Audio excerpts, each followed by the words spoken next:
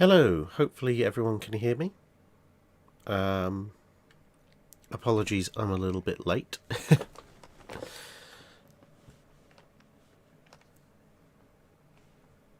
Let's get the confirmation that people can actually hear what I'm saying.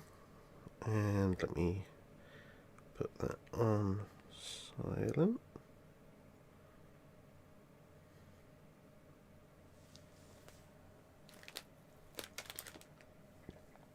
Okay, cool.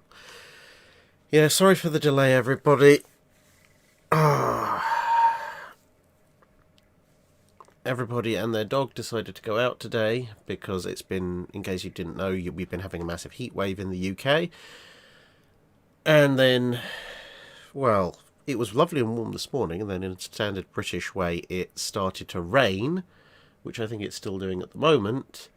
Which, of course, means that because apparently the average British driver has the genetic memory of a goldfish, everyone's set out with the mental state of driving in dry weather, not wet weather, and so as soon as the rain starts, everybody crashes, and there's massive amounts of traffic jams. So, go figure. Occupational hazard. And yeah, I mean, even for you guys in areas where you have proper heat, it actually got relatively warm today. What's the Fahrenheit conversion? So it just about twitched over 90 Fahrenheit today, a bit over 30 at least in southwest London. Yeah, that was fun. In contrast, pointing out it's humid. Yes, it is humid, although I must say the humidity here is, in the UK, at least in the area where I am, is as nothing compared to the humidity on the Great Lakes. But the sun is very, very harsh. Stretch saying there's big thunderstorms in Cornwall. Well, I hope they get up here because we really do need it. In my conservatory, it hit well over 40. So I had to open the doors and windows before something inside melted. But nevertheless, this is, as it says in the description, the very, very, very, very delayed Patreon Drydock livestream that we should have had at the beginning of this month, except that, well, 2 weeks ago I was in Canada and there was no way that this was going to work. I mean, the hotel Wi-Fi is okay. It's not good enough to stream on. I think there was an Ethernet port I could have used, but yeah.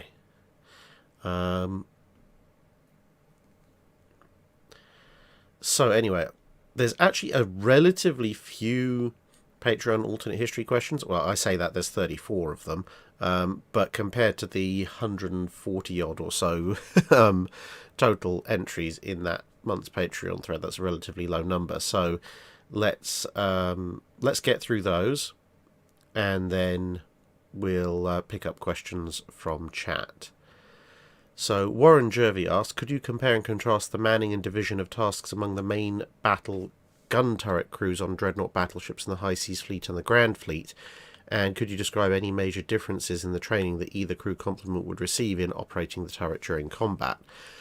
So that's something that's going to need quite a bit of a deep dive, and I think probably will be incorporated into a wider video on the differences between various navies when it came to how they operate their main guns. But based on my initial reading, it's broadly similar. Loading procedures are slightly different because, of course, German ships have the sliding breech blocks, whereas the British ships have the interrupted screw breech blocks. But total numbers of people in the gunnery crews are, again, broadly similar because they're using broadly similar weapons.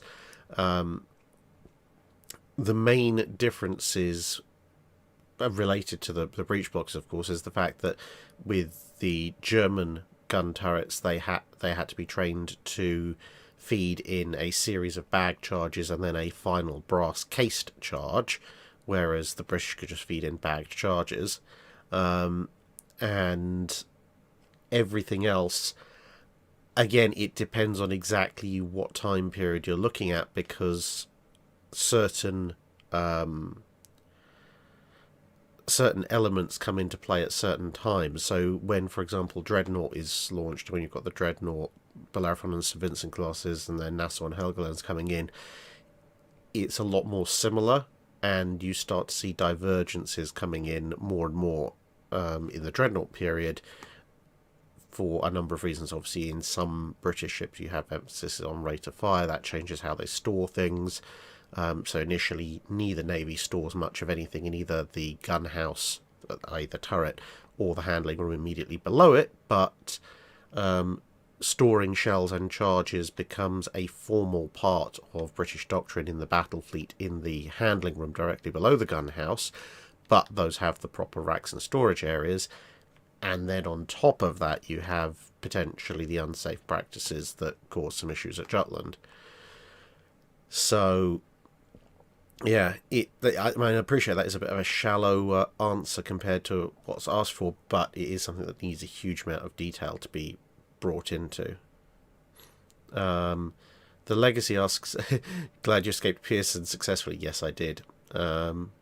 It wasn't, to be fair, it wasn't quite as bad getting out of Pearson as it was getting in, but we have made a vow that if we ever return to Canada, we're not coming back via Toronto Pearson. And yes, we did get the maple syrup back into the UK fine. Turns out it's absolutely fine in hold luggage.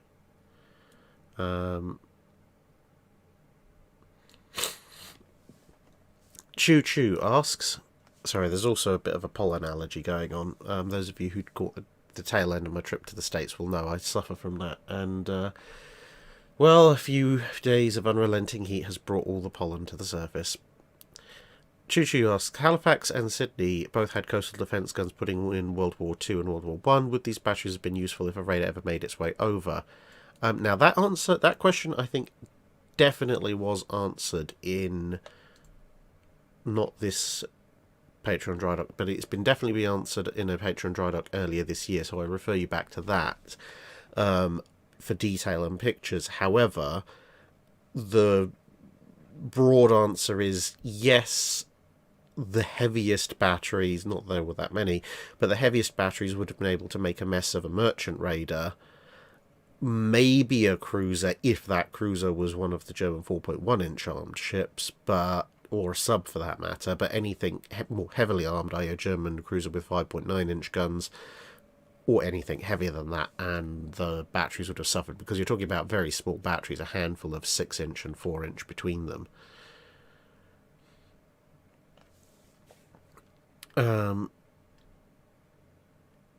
Thank you. Thank you, Garzenberg.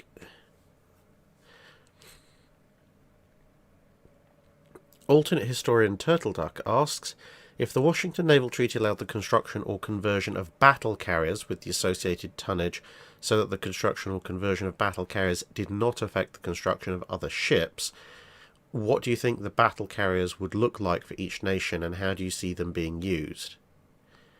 Now that's an interesting one. So if they create a battle carrier category and leave all the other tonnages alone, then of course it's going to be filled.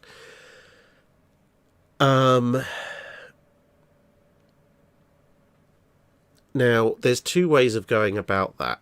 Well, technically there's three. Okay, so the least likely way would be to take the aircraft carrier upper limit tonnage and bump that up and say, okay, you can have battle carriers, so that these carriers are they have some fighting capability and about the same aircraft capacity as a treaty limited carrier. That's very, very unlikely for several reasons, but some of which will be to do with that most of the navies just won't want the extra cost, but also you'd end up talking about some fairly large and odd ships which would sit very uncomfortably.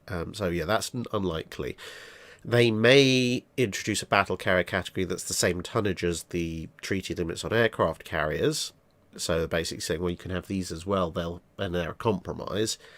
Or they might come up with some kind of hybrid category that's maybe somewhere in between 10 and 20,000 tons. Now, where those things actually, which one of those they actually choose, is going to majorly affect how they actually end up using them. Of the two most likely scenarios, the British probably benefit the most from the battle carriers being the same overall displacement as aircraft carriers, because they've already got relatively limited flight groups with Courageous, Glorious and Furious. They don't have anything like Akagi, Cargo, Lexington and Yorktown. They also, obviously going forward, they're going to have Ark Royal, but when they build the armoured carriers, they are also treaty compliant. They don't have particularly large air groups either. So using the efficiency of building part of the ship as a dedicated aircraft carrier versus having some guns on the ship will probably give them a similarly meaningful air group, and they can just play around with whatever armament they want. Whereas someone like the US and Japan will probably benefit more from cruiser size or just over cruiser sized aircraft carriers, because for the Pacific role, that then makes the perfect scouting combat air patrol platform, which then allows their big carriers to bring a big punch. Whereas for the British, it doesn't really do all that much. Yes, in theory, it gives them an option to run escorts for the convoys, as was mentioned in the question, but against that is the fact that the British would find all sorts of roles for a cruiser-sized battle carrier, which would mean they wouldn't be in place to be used for the escort role anytime soon anyway. So there we go. Right. Amnook asking if I'm over the jet lag yet. Broadly, I think so. Although I'm beginning to suspect possibly not, because I worked through the first 2 days I got back, so I have a feeling I'm just having a prolonged, gradual withdrawal from the jet lag. 2 seconds.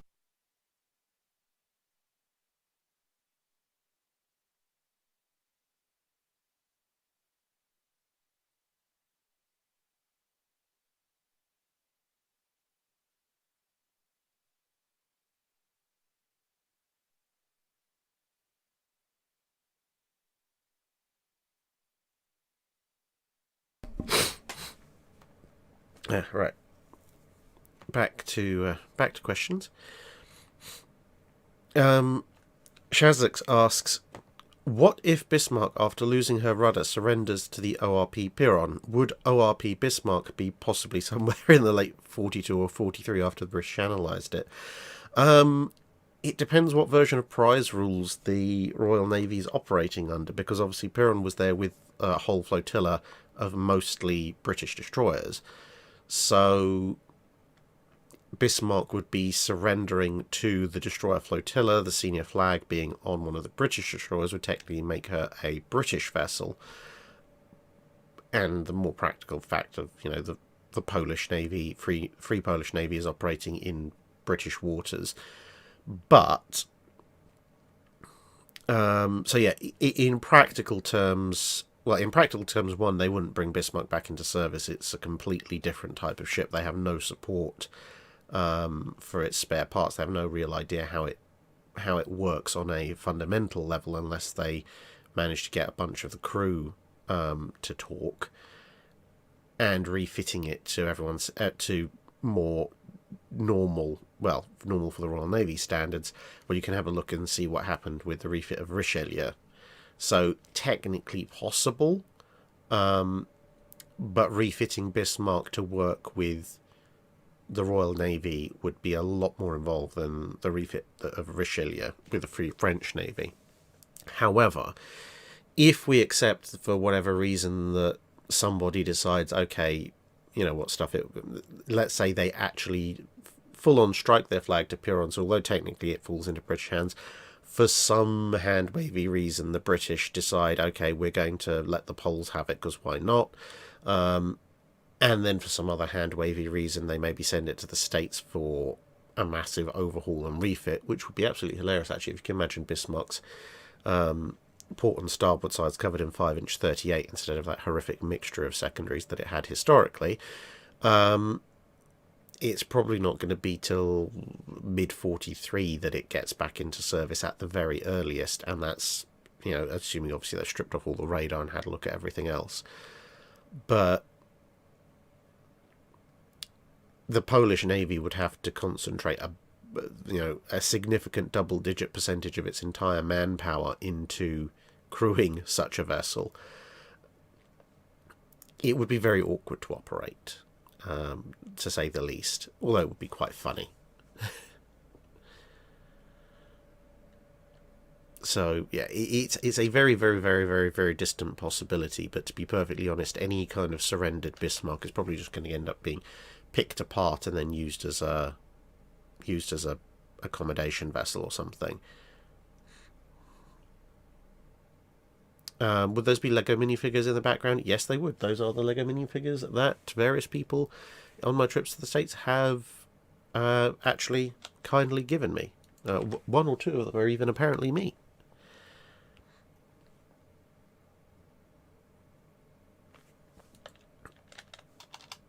Dr. Irrelevant asks, I heard from Dr. Clark that during Warspite's rebuild in the 1930s, 2 of her boiler rooms were converted to general storage. Yes, that's correct. And what if the ship had all of her boilers replaced like for like with modern ones? Would she be able to reach 28 knots? And assuming that it does, and assuming Queen Elizabeth and Valiant get their historic rebuilds, what impact does this have on Warspite's career? Does it have a significant impact on the naval aspect of World War II in general? So I think there's 2 halves to that. One is, would a 28-knot Warspite have a significant impact on the naval aspects of World War II? Possibly.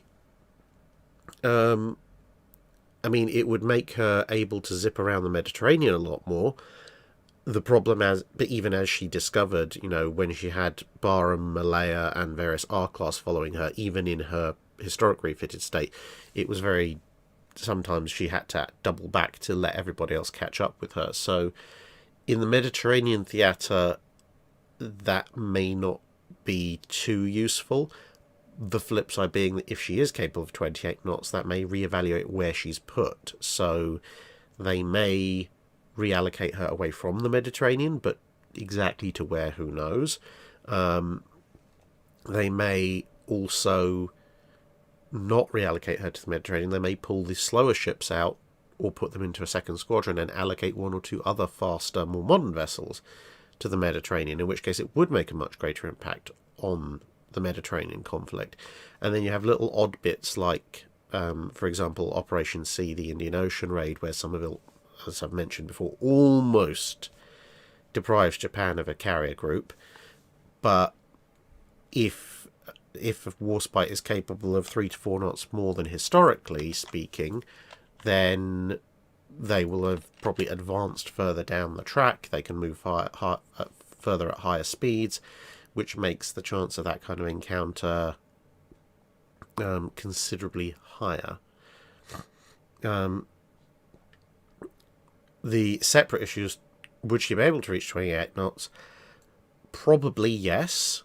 The problem is that, as with all the modernizations that the Royal Navy did to the Queen Elizabeth class and even Renown, part of not installing more boilers to up the power was because boilers weigh a fair bit, and if you can get the same amount of power for less weight, then you can put that weight into other things, which, like more armour, more anti-aircraft guns and so forth. And another part of it is that extra space was actually needed, because obviously in their refitted state, Warspite somewhat, Queen Elizabeth and Valiant definitely needed a huge amount more space for anti-aircraft ammunition. So you often find that a lot of the spaces that are freed up in the modernizations go into not just general but also anti-aircraft ammunition storage.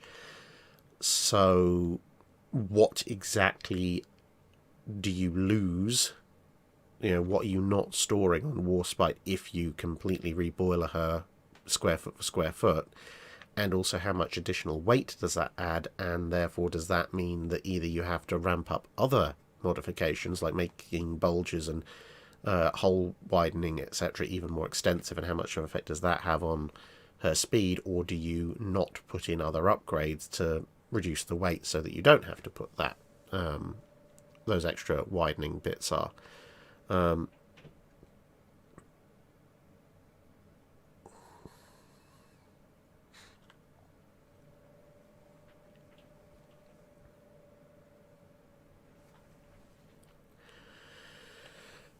Owen asks, in 1875, Germany realises it has no hope of ever fielding a navy large enough to take on the Royal Navy head-on, and instead pours most of its naval resources into a new Wolfpack strategy, with the establishment and development of 5 major naval bases around the world in its new colonies: Tsingtao, Truk, Papua New Guinea, Zanzibar, Luderitz and Douala, while keeping the newer dreadnoughts at home. This is with the aim of being able to hit any future major naval opponent where it hurts should war break out. You've been out in charge of the Reichsmarine, and with your future knowledge in mind, how do you go about building up your forces and bases over the next 40 years in order to maximise the damage for the Royal Navy or Marine Nationale when the war breaks out in 1914, submarines, cruisers, battle cruisers, etc.? And lastly, what is your opinion of such a strategy? The major problem with this kind of strategy is that in an era where, I mean, the wolf packs only worked for a very, very short amount of time in World War II anyway, before anti-sub measures caught up, and obviously they were pure anti-sub measures. This is kind of the same thing. It may work in the short term until the larger navies can take countermeasures, but also because the build-up is happening in peacetime and the major navies can see what is happening, they will have taken countermeasures before the war breaks out. And this is going to be you're going to have several major problems, because even if you build up your bases, you only have a limited amount of fuel, you only have a limited amount of ammunition, spare parts, etc.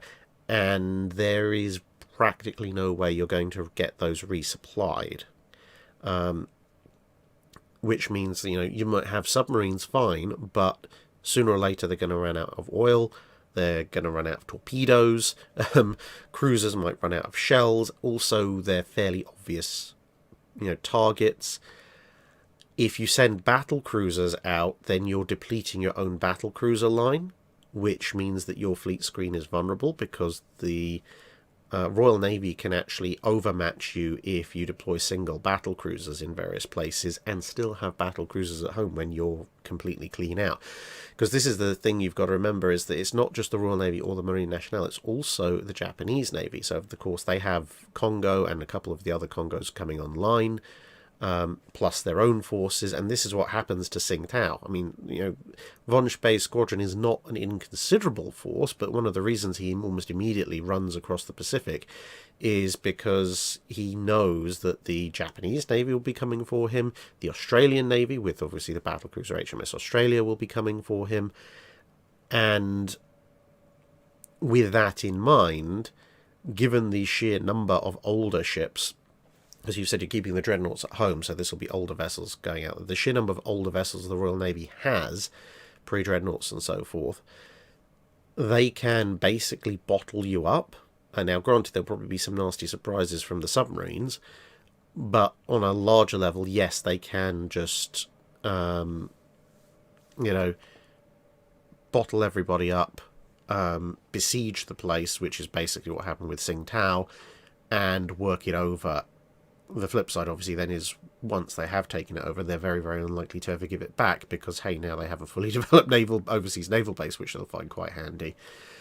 It would be more of a headache than historically, but it would also lead to much larger losses than historically, because basically anything you send out there is doomed. So you can effectively, at the start of war, you can write off every submarine, cruiser, pre-dreadnought, etc. that you've sent out there, and it's just a matter of time. And the combined forces of the Allied powers, or the Entente powers, if you like, are more than enough to do that without significantly compromising what they've got left at home.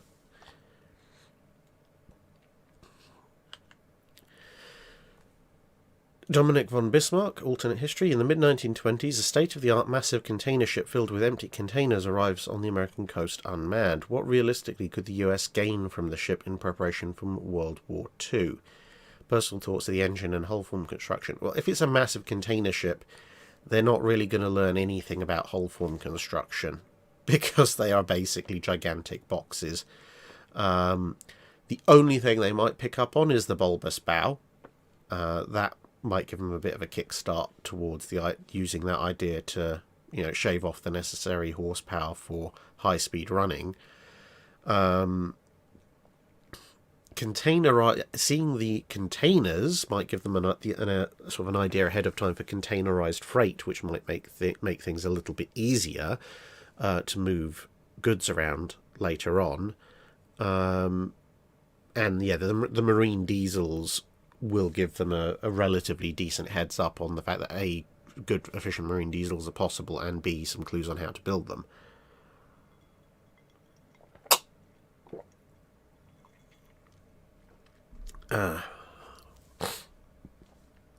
So yeah, just for people asking questions in the chat, we are going through the Patreon alternate history stuff first, and then once I've done that, I'll be able to pick things up from the chat. So, unfortunately, questions asked in the chat right this instant are probably going to be buried unless I really scroll far back up the line. I am catching the super chats as well, by the way, in case anyone's wondering. Todd Webb asks, if a billionaire World War I veteran of the Queen Elizabeth class battleships decided it simply won't do for the Royal Navy to have an incomplete, non-matching set, and offered to foot the bill to get Barham and Malaya a full Queen Elizabeth Valiant-style modernisation, how much more aggressively do you think the Royal Navy would have acted with two more fully modernised ships from the start of the war? Well, assuming that they can find the dockyard space from somewhere, which may be possible, then Thunderhead 180, really, the container ship, they'll be shocked how lightly built it is. Depends who's built it, but yes, generally they'll probably be wondering who on earth did that. An awful lot of container ships go down, you would be surprised these days. Anyway, going back to the Queen Elizabeth modernisation question. Now that's an interesting one, because it would relegate the Revenge class pretty much exclusively to convoy escort. Barham and Malaya caught those missions a few times, or so did some of the other more modern Royal Navy vessels, but Barham and Malaya especially caught those missions because of their relatively unmodernised state. If they are both modernised and coming into service around about the same time QE and Valiant do, then, or maybe slightly earlier, who knows, then they will probably actually end up, I think, assigned to the Mediterranean, and they, collectively, the QEs, will be the Mediterranean fleet, which does give the Royal Navy a few more options, because now they have a roughly universal 24-25 knot battle line instead of Warspite, for the most part, doing that, and everyone else chugging around at 21-ish, if that. So, I don't think it'll make the Royal Navy more aggressive, but it will allow the aggressive actions they take to probably stick a little bit more. So, for example, at Calabria, when Warspite has to duck back to let some of its older compatriots catch up, in this case they don't have to catch up, at which point Giulio Cesare is actually facing a 3v1. Now, Cesare has the speed to get away from a 3v1 and probably wouldn't want to make that fight, but whether or not it is able to in time before it gets plastered in 15-inch shells is another matter entirely. So initially it's a case of the Royal Navy will be attended to by a little bit more success than it was historically in the Mediterranean, but then how that snowballs is obviously something you can't factor in. If the Battle of Calabria ends up with Cesare being sunk, then what does the Italian fleet do? Will they continue to send out their modernised old pre-World War World War One ships, or not? Or will they just go, oh no, we're only sending out Littorio and Vittorio Veneto now? Or do they ignore the losses, luck of the draw, and go, well, 3v1 it was never going to win anyway, and keep going? When all of these things are obviously then going to affect how Cunningham plays with the rest of his ships. Following up on the container thing, saying sounds like containers are more robustly built than the ships that carry them. Yeah, actually, for the most part, if ships go down, container ships go down, which, as I say, damage and destroy container ships in the modern era are actually a surprisingly common event. One of the major hazards that is one of the reasons why you still need an active lookout on any ship, but warships especially, are containers left over from sunken container ships or containers that have fallen off from container ships, because they have this annoying habit of floating either just on or just below the water in an area that's a little bit... They're right on the surface, so you can't detect them on sonar, but they're also not above the surface, so you can't detect them on radar. So you basically have to spot them visually, or then you find out what a 20-foot or 40-foot container full of heavy goods does when you slam into it at 30 knots, which is, let's small clue, not good. But yeah, standardizing freight pre-World War II on containers would make things much, much more efficient. Anyway, Excelsior 1 asks, if the US Navy did not use the escalator clause and kept the North Carolina's original Design 16, how would she have fared? And was this the first attempt to use quads on a US Navy capital ship? Now, I'm not sure if he meant the original 14-inch design or if he meant Design 16. I'm just going to look up, see if that's... yeah, here we go, Scheme XIV. Okay, so it's basically the same layout as historically on the North Carolinas, except with quad 14s. How would they have fared? Well, basically the only time they really get to bring their guns into action in a way that actually, potentially matters in a ship-v-ship combat role is the ambush of Kirishima, at which point, 12 guns instead of 9 guns, slightly less explosive, but more hits. Admiral Lee's still going to annihilate Kirishima, it's just going to be a slightly different form of annihilation. Other than that, maybe fractionally more useful shore bombardment, because again, they have more guns. But yeah, broadly speaking, pretty much I'd imagine a similar wartime role and wartime career. There's not a huge amount that's going to change by switching out that main armament. And was this the first attempt of using quadruple turrets on a US Navy capital ship? Yeah, pretty much. First serious attempt almost made it into commission. The only slight fly in the ointment would be that they would be the first quad turrets for the US Navy. And as everybody who ever developed a quad turret would find out, usually your first attempt at a quad turret has some kind of issues. So the North Carolinas may end up with a slightly worse reputation than they do historically, because obviously historically they have a reputation as good overall ships with some issues due to with their engines, with the vibrations.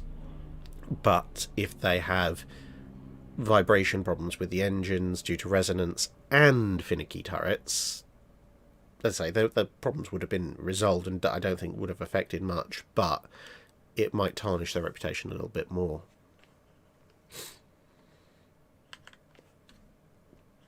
Goose Riesbus asks, during the Washington Naval Treaty negotiations, it's decided that building ships for non-signatories is allowed.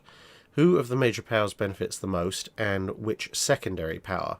Would South American Dreadnought races continue, and would the Dutch finally have some battle cruisers, etc.? Well, with whether the Dutch get capital ships is more down to the timing of when they can afford them. So I don't think that affects things too much from the Dutch side of things.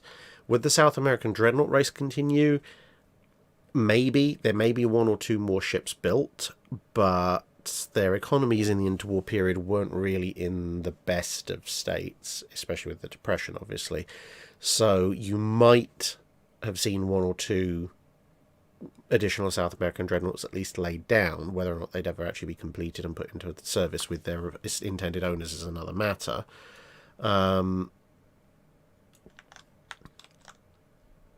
So yeah, I'm just trying to think. So the problem is,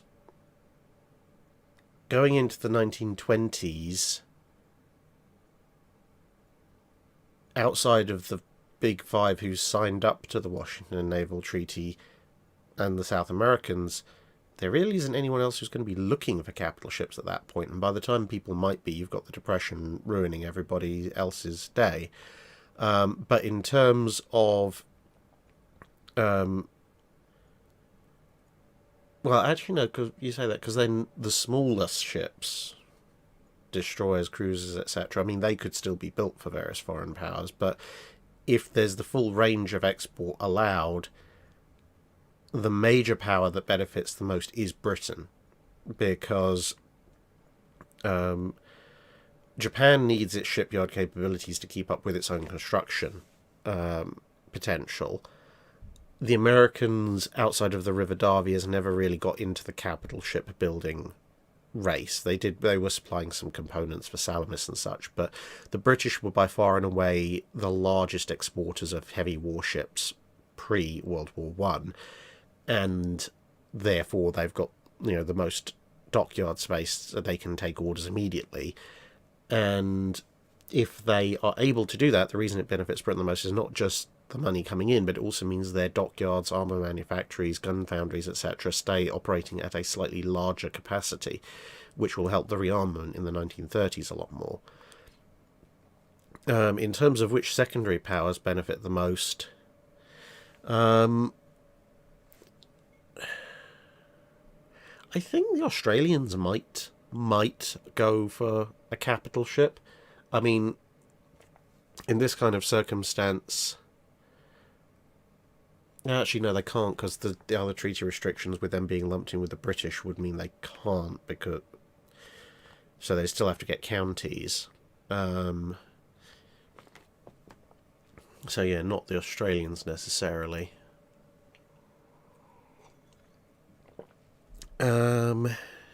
That's actually good. Which secondary power benefits the most?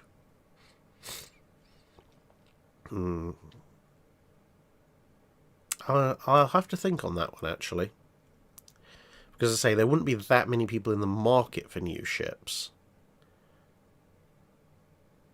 Maybe the Greeks will finally get something.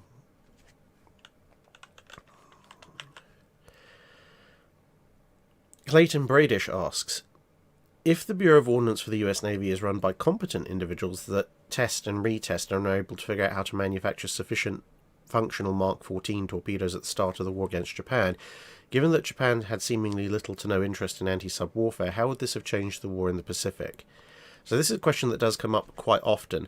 It's difficult to quantify exactly, but we do know that a number of Japanese capital ships, and especially aircraft carriers, had attacks lined up on them that failed to work because of the malfunctioning Mark 14s. Now, that obviously, if those ships are damaged or even worse sunk, that could have huge potential implications going forward for the Japanese and their involvement in the Pacific War, especially if some of their bigger flagship units are knocked off randomly early on. But perhaps more immediately, the troop transports and convoys heading for the Philippines and other early, very, very early war Japanese operations were attacked repeatedly by US submarines, and again the Mark 14s didn't work. So if their Mark 14s did work, it's not going to stop the invasion of the Philippines, but it might seriously hamper it. So as opposed to the historic invasion, you might have an invasion where a couple of major Japanese units have either been sunk or sent packing with heavy damage. That will have delayed their ability to support the troops on the ground. There'll be fewer troops on the ground and fewer supplies on the ground because a bunch of them have been sent to Davy Jones' locker, which the Philippines are never going to hold out, especially with the US Pacific Fleet wrecked at Pearl Harbor for the most part, but it could tie down a lot of Japanese resources for longer in the Philippines, which in turn means that their other advances into other areas are going to take longer, which in turn means that Allied ships and Allied formations that were historically destroyed fairly early might still survive, which is going to make the resistance to the eventual Japanese advance a lot more because they have more time to dig in and so forth. So it's tempting to say that the Japanese advance might actually start to grind to a halt long before it did historically, so the Japanese may never contemplate Midway because they wouldn't have gotten far enough along the line to actually make that advance, and there may never be any invasion scare for Australia because the Japanese may not advance that far. But, you know, it's a very big butterfly, and it could go a fair bit either side of that. The Hand of Ray asks, what would have been the aftermath and repercussions of the Battle of Texel? That's my hypothetical 1918 battle between the Grand Fleet and the High Seas Fleet for both sides. So, aftermath and repercussions of the High Seas Fleet, well, their fleet is either sunk, pretty much almost entirely sunk, or surrendered. So in the immediate aftermath, there's no need for anything like the scuttling at Scapa Flow because, well, the sinking part's already been done for the most part. Whereas in the long term for the German Navy as a whole, it's probably actually better for them. I mean, obviously there's a horrific loss of life at the time, but it means they've ended their period as the Imperial German Navy going down and fighting. You know, they've taken some of the enemy with them. They fought to the last and almost fought to the last man. So that is going to be a much stronger, not mythology, but a much stronger history for the German Navy going forward than the fact that actually at the end of World War II they still had the second largest fleet on the planet and it just kind of went away. Were not able to do all that much. So as a result, when you get the rise of Nazi Germany in the 1930s, there'll probably actually be a lot more emphasis on the Kriegsmarine. Although equally there may be a lot more emphasis on the Allies, you know, making sure that they don't get one. Who knows? And then you've got what the aftermath and repercussions of the Battle of Texel for the Allied side. Well, for the US Navy, it's going to be the one and only Dreadnought era full fleet battle action that they get to fight. So that's going to figure very prominently in their story, obviously. For the Royal Navy, obviously, they're coming out of it with losses and damaged ships. So the Royal Navy is going to be a little bit smaller than it was. But on the other hand, hey, they've managed to fight Jutland Mark II and actually pull off a decisive victory. So they're going to be waving their hands around and celebrating a lot more about that. So that will strengthen the Royal Navy's hand going into the interwar period because they've demonstrated that they can force the enemy into a decisive action and they can win a decisive battle, etc., etc. They can probably also then leverage the losses and the damage to allow them to get rid of the more obsolete ships faster, and probably make a case for some additional new vessels, which again will give the Royal Navy a bit of a strength hand. So weirdly enough, despite the fact that everybody loses ships, obviously the Germans lose a lot more, and everybody loses men, again the Germans lose a lot more, everybody's navies probably actually come out stronger, relatively speaking, in overall history terms, for having fought it than not. The other thing is, of course, that because the British don't have Courageous, Glorious and Furious all together as a homogeneous group anymore, because more than half the class is gone, they have to find something else to turn into aircraft carriers. Which potentially means, I mean, the admirals are still on the stocks at that point. You never know.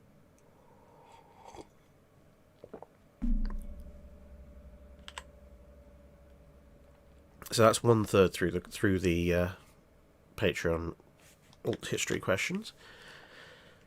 Blacksmith Panzer asks, the Dutch managed to roll a natural 20 on danger sense. They realised the war may be coming a lot sooner than 1944. Since this could mean the loss of their heavy ship industry at home, they decided to rush forward one of the 1047 hulls to an earlier design version, whilst continuing work on the other two. Despite their best efforts, the hull is only about 70% complete by the time the Panzers are rolling across the border, but it has been launched and is at least seaworthy enough that she manages to cross the channel in good condition with a number of merchant vessels bearing most of the remaining components needed to finish the ship, and enough Dutch volunteer sailors to crew her.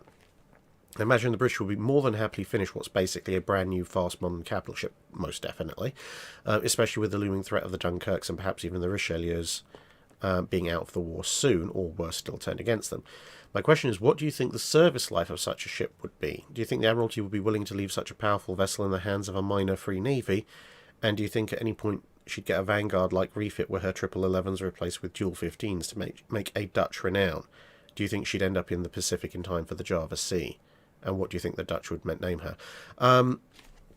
The last bit, the Dutch are probably going to name her De Zeven Prevention. You know, it's either that or De Ruyter, and they have a De Ruyter already. Those are the two most common names of Dutch naval ships, large vessels. So, yeah, De Zeven Prevention is almost certainly going to be the case. Would she end up in the Pacific in time for the Java Sea? Maybe. Maybe, but most likely not. She'd probably be in her work-up state around the time that the war in the Pacific breaks out. So she'd be doing shakedown cruise and so forth. Would the British leave such a vessel in the hands of a minor Free Navy? They don't really have a lot of choice. It is a Dutch vessel. The Dutch Navy is there. The Dutch government in exile is there. They can't just randomly take it off of them. And to be honest, even if they did, they'd have to find the crew for it. So, you know, if the Dutch are perfectly happy to fight and they've got the crews for it, then, you know, that's perfectly fine as far as the Royal Navy is concerned. Now, as far as an early design 1047, it's an interesting one because in theory, the best place for it to be is probably going to be the Mediterranean, because she's not big enough and scary enough to face off against a Bismarck. The Royal Navy already knows that the older QEs and the Rs are more than enough to scare off the Scharnhorst, and a single 1047 on its own can't take them on. But operating as the lead of the Royal Navy's cruisers in the Mediterranean, where the Royal Navy is really struggling for heavy cruisers, and often had a disadvantage against the Italians, whereas, you know, having a 1047 as flagship of various Royal Navy cruiser squadrons would probably quite nastily turn the tables on the Italians. That would be the ideal place to have it. The question is, of course, given that it is a Dutch vessel, would the Dutch government and Navy agree to having it there as opposed to in home waters? Now, if they do, then I think it probably would go on to have quite the active, entertaining career chasing Italian cruisers all over the Mediterranean before eventually being shifted over to the Pacific.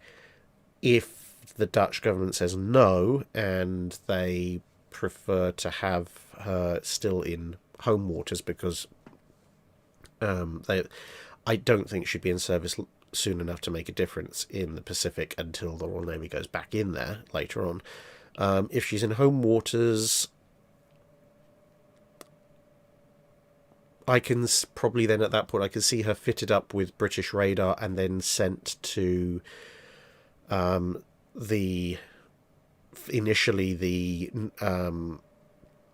Iceland-Greenland gap and the Iceland-UK gap, i.e. to guard against German surface raiders coming through, not the big capital ships, but joining ships like Norfolk and Suffolk to try and head off German raiders like Admiral Hipper, and then later on potentially also being maybe the largest thing they're willing to risk on Arctic convoy duty, because whilst a 1047 on its own can't take on two Scharnhorsts, by the time the Arctic convoys really get going, they have to worry about Tirpitz or Scharnhorst. And Tirpitz is one thing, obviously, but a single 1047 backed up by cruisers and destroyers would probably be seen as more than capable of dealing with Scharnhorst on her own, so she might have some role there as well. Jack Devaney asks, the idea of forming an imperial federation out of the colonies and dominions of the British Empire was seriously floated between the early 1880s until 1937. Yes, that's true. It's very interesting alternate history, actually, although the nationalism brought back by World War I put a dampener on the idea post-1914. And my question is, how will the navies of the Empire be integrated in the short term, and how could the formation of the Federation affect the next major war? Say it was formed at either the 1902 Colonial Conference or the 1937 Imperial Conference. So, an Imperial Federation at the 1937 Imperial Conference doesn't make a huge amount of difference. There's not enough time to build up any significant... there's just not enough time to build up any significant force. And even, at that point, Britain's struggling with shipyard capacity for rebuilding the Royal Navy, let alone anybody else. So not a lot changes for World War II in that case. The 1902 Colonial Conference, on the other hand, is a much more interesting exercise, because at that point, British shipyards have more than enough capacity to build a lot more ships than the government is historically paying for. And if each of the larger colonies is going to be building its own navy under the overall auspices of the Royal Navy, so pretty much taking the Australian Navy as a model there, then, basically you'd have... the Royal Canadian Navy has also just recently been founded, but if they're a lot more committed to this idea and there's a lot more money flying around, because it's their ships, not ships they're donating to other navies, then, say, if you look at the Royal Australian Navy as a model, but slightly larger in scope, along with some of the other colonies, that model is basically how you'd integrate all the other navies in. But in terms of the effect on the next major war, Britain's involvement in the First World War was more down to the British politicians completely dropping a very, very strong ball that they had, and managing to delude both themselves and the Kaiser. So that's the relative strength of Britain, and the British Navy was already far larger than and more powerful than Germany or the Kaiser wanted to deal with. But that's the politics side. So just being even stronger isn't necessarily going to put the Germans off, because they're probably still going to get the same mixed messages from the British government. But once the war breaks out, it means that there are more royal ships on the high seas, which means that, it's not going to affect von Spee's voyage all that much, but it probably does mean that the collective Grand Fleet is a lot stronger a lot sooner, which, depending on the types of ships that are built, may have a couple of interesting effects on the war. So if Canada buys their own battle cruisers, for example, the way that Australia did, that might make the Battle of Dogger Bank a completely different matter. But if they buy battleships, so let's say they actually buy the 3 Queen Elizabeths they were thinking about buying for Britain anyway, that could have a completely different setting, because, if you've got now 8 Queen Elizabeths instead of 5, so you've got 2 full battle squadrons of them. Are both those battle squadrons going to be with Beatty? Is there going to be 1 and 1? Is the battle cruiser fleet going to be replaced by the Queen Elizabeth fleet? Who knows? It's very difficult to foresee with a 1902 start point exactly how this all goes. And earlier, basically the further back you go, weirdly enough, the more solid a prediction you can make, because you can chart out the redevelopment of the colonies before the naval build-up. But let's just say whatever happens, it's not necessarily going to be good for the German Navy.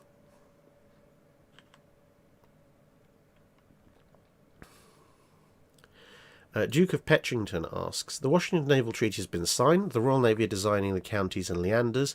They then decide to be bold and build them with 3 triples instead of 4 twins, but that they had historically, but they're still the same length. How would it affect the class's design and the use of the spare tonnage gained? Okay, so you've got 3 triple 6s for the Leanders, i.e. basically early crown colonies, but smaller, and 3 triple 8s on the counties.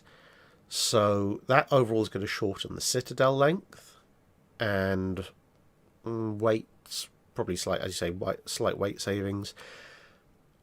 I would anticipate at that point, it depends how they're redoing it. So, for one thing, they would be able to have full-length belts. So they're probably, for the counties, they're going to have full-length 4.5-inch belts. For the Leanders, they could actually have a little bit more armour generally.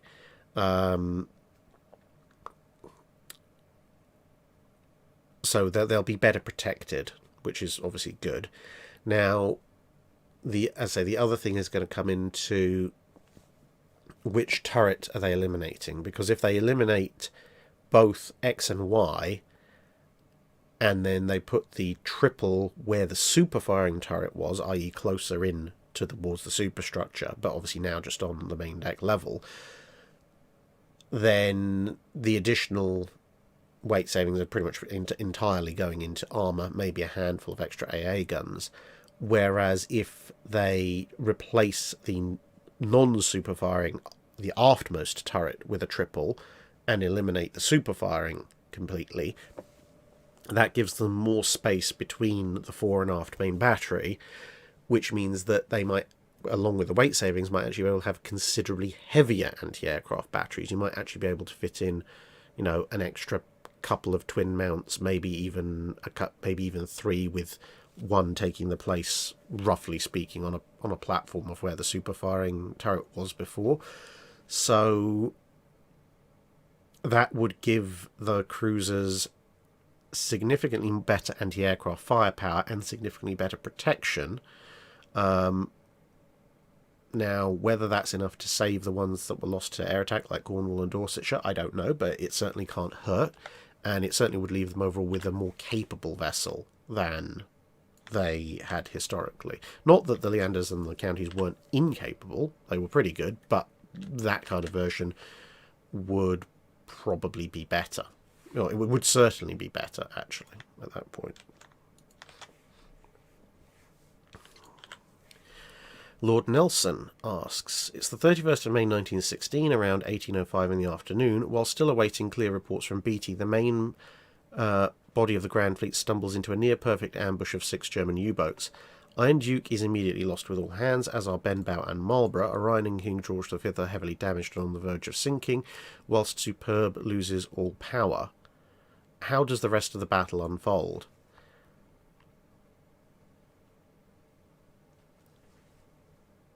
Just mentally relocating where all of those ships are in the battle line.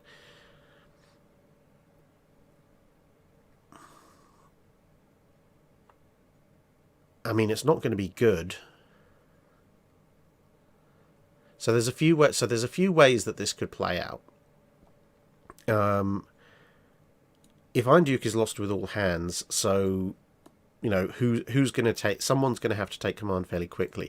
Admiral Sturdy is actually in the next column over. So if Sturdy took command immediately, the thing is they can't then immediately deploy out into their battle line. No one can put the Grand Fleet into its battle line when it's just been massively attacked by subs. It would be completely irresponsible. They're going to have to turn away, redress the line, make sure the subs aren't there anymore. I mean, ships are going to have to go and rescue survivors, such as there are. Now, that could have a couple of different implications. I mean, on the one hand, it means that Beatty and 5th Battle Squadron are going to get beaten up on for a bit longer. Obviously, the battle at that point is already a German victory, because there's no way that the Royal Navy is going to be coming back from that to even up the score or come close to it. But a lot of it, assuming that Sturdy's hauls the ships off north relatively quickly in good order, he could still make a fight of it, because he technically still has a positional advantage. So if he sorts the fleet out and then comes back down on the Germans, he can probably still force Scheer to leave. So it would become that could still be a Royal Navy victory, but a very Pyrrhic victory, because they will have lost fantastically more ships, but maybe just about still force the Germans to withdraw, because the Germans may not realise that these losses have occurred, because the U-boats aren't going to be sitting there communicating back to Scheer.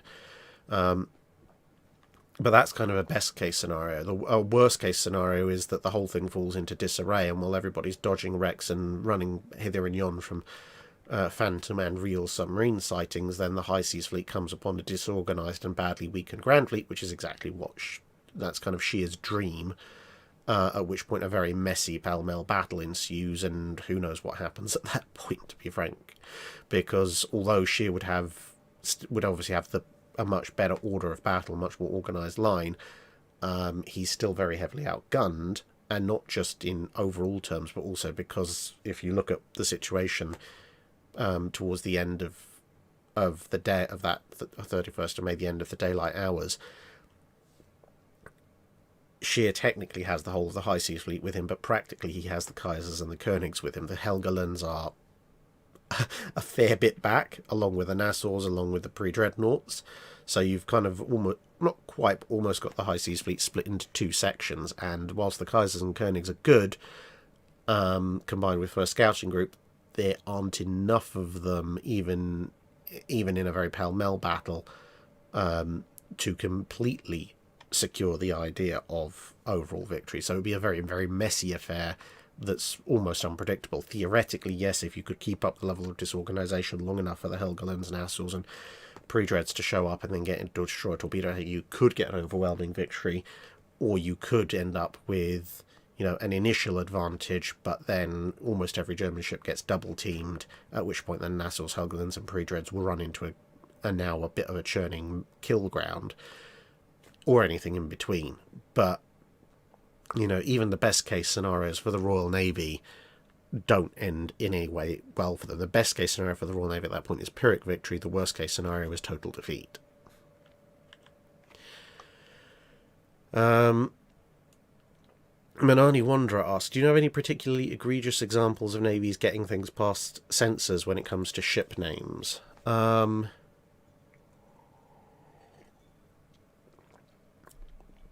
Particularly egregious, no. Somewhat humorous, yes, sometimes. I mean, on Lake Tanganyika, the original proposal for the new small ships that the Navy was going to commission there from the officer, Lord Bellycloth, as he's sometimes known, was cat and dog. They said no, so he said Mimi and Fufu, and they said yes, and it turns out that actually just means meow and bark in in French, so they were basically named cat and dog anyway. So that's a small bit of getting things past the censors. But to be honest, ship names generally go through multiple levels of approvals. So unless you have complete institutional lockstep compliance with particularly nefarious dodge, things usually get caught. Eric Amborski says, what would it be a Pyrrhic victory? The Navy would still be a force to be reckoned with. Well, I mean a Pyrrhic victory in the sense that best case scenario, the Royal Navy might still force the Germans off the field. So, he who holds the field has won, but they have suffered far more losses than the enemy. Massively more losses than the enemy. And that is the classical definition of a Pyrrhic victory. Literally, King Pyrrhus and Philip of Macedon would... Well, Philip of Macedon would, beat the Romans, so he technically got the field of battle at the end of it, but suffered hugely more losses than the Romans.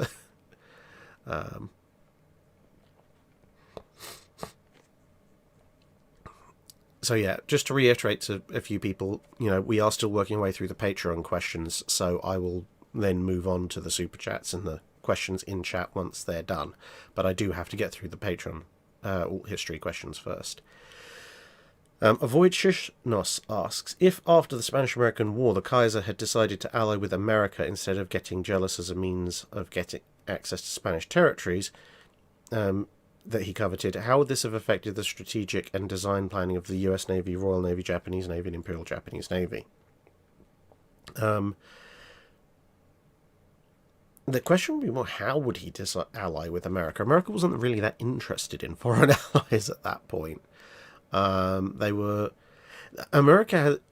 at that time period, at least navally, has this very weird binary approach of either being incredibly insular or incredibly, we are going to do this ourselves. We are going to be number one on our own. We don't need help, friends, etc. Thank you very much. Goodbye.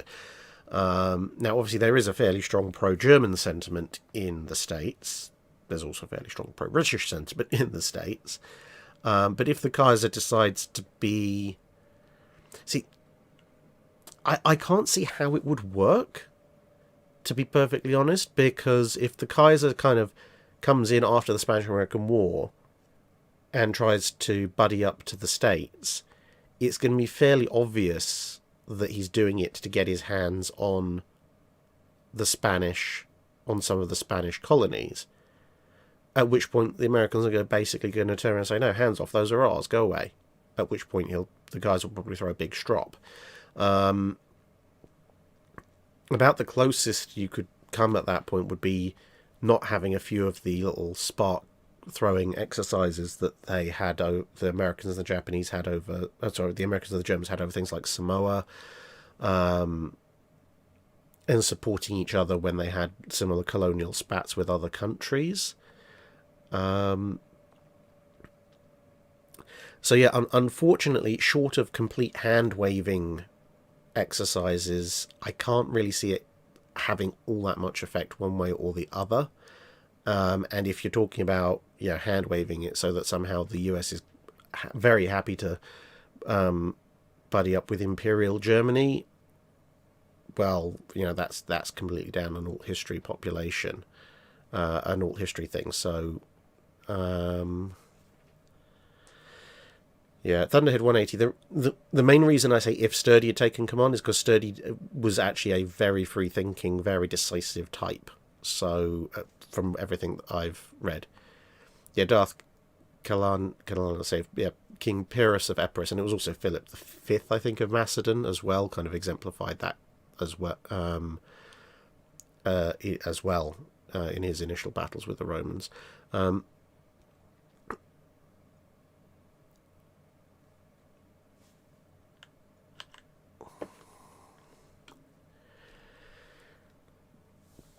Atomic Braytonic asks, say that during World War II, for some reason or another, France joined Germany from the outset of the war, therefore keeping its fleet and employing it against the Allies, but Japan decided to expand inland and therefore not participating particularly heavily in naval combat.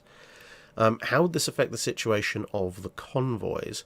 Would we still see heavy U-boat action, or would the French entry make surface raiders viable? And then finally, would the US not needing to focus on Japan as heavily make the entry of the French into the Atlantic null and void anyway? Now that's an interesting one, because if Japan... See, the problem with that is Japan expanding inland into China and not going full-on naval still leaves them with the situation that the US doesn't like their expansion into China. That's why, the Sino-Japanese War 1930s season is why the Americans have this oil embargo, etc. on Japan, because Japan hasn't gone on major overseas naval conquests until late 41. So Japan's still under an oil embargo, but if we assume that they make the appropriate noises and dial back their campaign enough that the US either doesn't impose or lifts the oil embargo and various other things, so basically Japan can get on with its own thing quietly. And so we're writing out the Pacific War, which I think is the spirit of the question that you're asking. French entry into the war on the German side definitely makes surface raiders much more viable. The French have a ton of cruisers, and their later cruisers like Algeria, etc., are actually pretty darn good. They, of course, have Dunkirk and Strasbourg, which would be absolute hell for the British to deal with, because Unlike the Deutschlands, Dunkirk, well, maybe not so much Dunkirk, but definitely Strasbourg definitely does fall into the category of, fast enough to outrun anything that can kill it, and heavily armed and armoured enough to kill almost anything that can catch it, with the possible exception of Hood. I mean, Hood is on paper significantly more capable than Strasbourg, which should be almost double its displacement, but Hood is basically the only thing that ticks that box at the time in 1939. Renown would be kind of on the fence a little bit. Renown and Strasbourg would be able to hurt each other without being protected against each other's guns. But yeah, I mean, the French have their super destroyers, which are basically almost small cruisers by the time you get to the last one. So there'd be huge amounts of surface raiders possible. You've also got the additional concerns about Richelieu and Jean Bart being completed. The English Channel's going to be very difficult for the Royal Navy and the Royal Air Force to hold, which would make transitions of German ships somewhat more viable, a series of Channel Dash style engagements. Excuse me. There still would be heavy U-boat action, although whether or not it would initially be as severe as it was after the fall of France is another matter, because whilst the Germans can transit their U-boats and use French bases, they're probably not going to be allowed to do the complete takeover and overhaul of French naval bases the way they obviously did once they physically had control of them.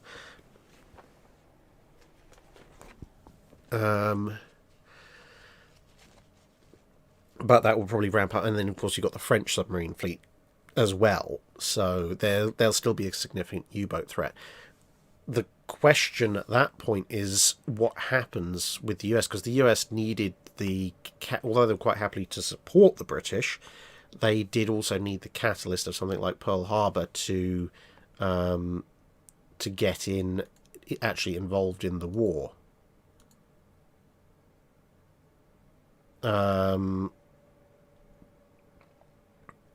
So whether they would get involved in the war at this point is questionable. What is the trigger that's going to force the US into the war?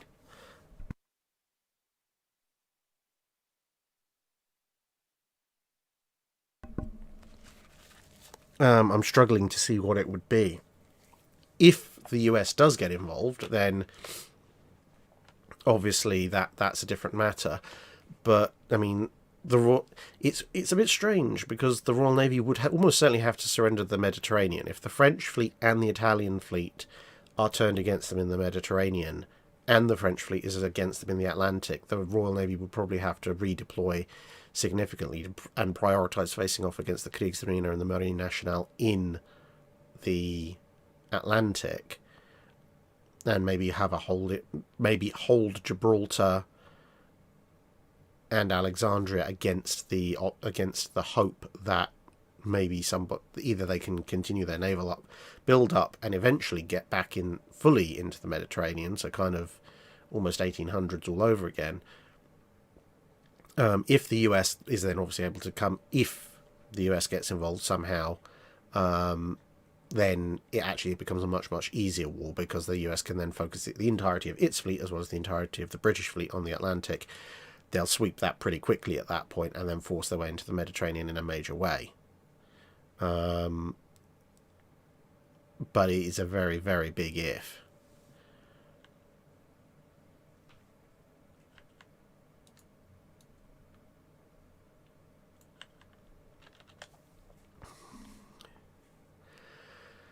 Federico Bozzi asks, to try and get a better assessment about the Ansaldo 381-50 lack of accuracy, could you look at British reports of the effectiveness of Italian main battery fire at the battles of Spartivento and First Sirte, since they're basically the first real gun actions for Vittorio Veneto and Littorio respectively, except for early gun practice? So yes, that is on my list of things to do. It's on I have actually requested the documents, the British reports for Spartivento and First Sirte from the National Archives, but of course, with being in Canada, etc., I haven't had the chance to actually go there and do that. So it is on the list of things for me to do, so I'm going to keep that question aside and come back to it. So thank you for it. But yeah, when I get the chance to get to the archives and then scan and read that material, then I'll let you know what it says. Knight 6831 says, why were the French drawing the Axis? Who knows? It's just what the question asks. Yeah, we're still on. We're almost 2/3 of the way through the Patreon questions, which, to be fair, going for it, we're not doing too badly on that. 101st Legion. If Scharnhorst and Gun now had been constructed and completed with 15-inch guns from the start, how do you think this would impact today on whether the debate on whether they're battleships or battle cruisers? If they had 15-inch guns, then they would be considered small, fast battleships by pretty much everybody, because they'd have contemporary battleship firepower, contemporary battleship protection, and high speed. So, yeah, the fact they've only got 6 of them, and they're less than 35,000 tons would mean they were small, but at that point you've got Strasbourg, which, as I've said before, for me, Dunkirk and Strasbourg sit either side of the battle cruiser fast battleship dividing line, albeit that Strasbourg is a small fast battleship. So yeah, I think everyone with the 15-inch armed Scharnhorsts would be going, yeah, that is, that's definitely a small fast battleship.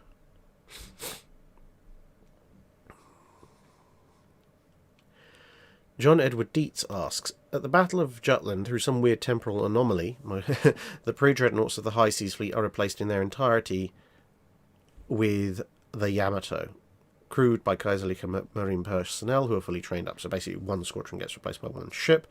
Switch happens just as the main fleet is raising steam, does not delay their departure. Who wins? Can the Grand Fleet put enough of the High Seas Fleet down quickly enough to deal with Yamato, or will the Germans just form a screen about Yamato while she turns the seas red and black? If Yamato is actually brought up into the fight, then... Oh, actually... You know what? Unlike most of these scenarios, this actually does have a few options. Because normally it's something like Iowa dropped in, at which point between radar and modern gunnery and big guns, it's a bit of a curb stomp. But in this case, the pre-dreadnoughts being replaced means she's at the back of the line. So, assuming that she stays at the back of the line, her existence makes basically no difference to what happens at Jutland, except maybe at the very end, because Scheer will turn back because of the pasting his first 2 squadrons are receiving from the Grand Fleet, and Yamato's far too far away to do anything about it. And yes, in her absolute latest form, Yamato has some surface search radar capabilities and technically speaking, some very basic gunnery radar capability, or at least sort of jury rigging, but nowhere near what anybody else like Vanguard or Iowa or Bismarck, etc., would have had. So she's not going to have that effect, and the visibility is still a major problem. So if Yamato's still running on optics, the fact that she has huge range advantages over everybody else won't matter because she can't see at that distance. So yeah, if she stays where the pre-dreadnoughts are, doesn't really change anything because she's going to get the orders for the battle turn away long before she can intervene. If for whatever reason Scheer moves her up to the front, then she will definitely do a lot of damage to whatever she turns her guns on, but equally she's going to be subjected to an absolute hail of gunfire, could be subjected to death by 1,000 cuts, but she probably will still annihilate a few targets. The problem basically becomes at that point, if she is up front with leading the German fleet,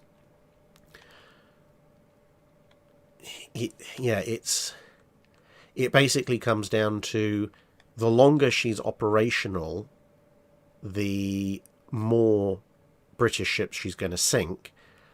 On the flip side, at the head of the German fleet, she's technically subject to the fire of a good chunk of the Grand Fleet, which, okay, they don't necessarily have any guns capable of punching through her belt armour, but if they look through their gun sights and they see this socking great ship that's twice well, 3 times the displacement and twice the size of anything else.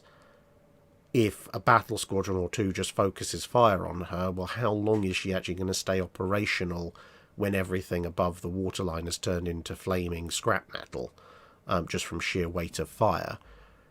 You know, she can only do so much once all of her optical fire control systems are broken.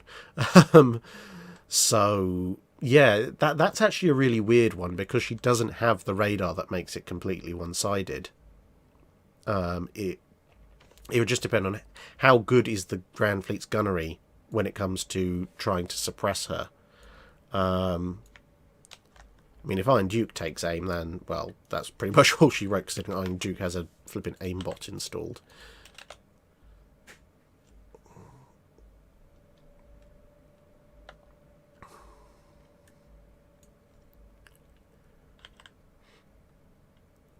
Nicholas Ressar. A flotilla of Polish and Australian World War II destroyers take a wrong turn at Albuquerque and end up forming up with Taffy 3 shortly before the Battle of Samar kicks off. Given their reputations, how many new friends joined Johnston on her first torpedo run? And what new meaning of fear do they inflict on the Japanese? Yeah, if you've got Piron and her like and the Scrap Iron Flotilla and their friends,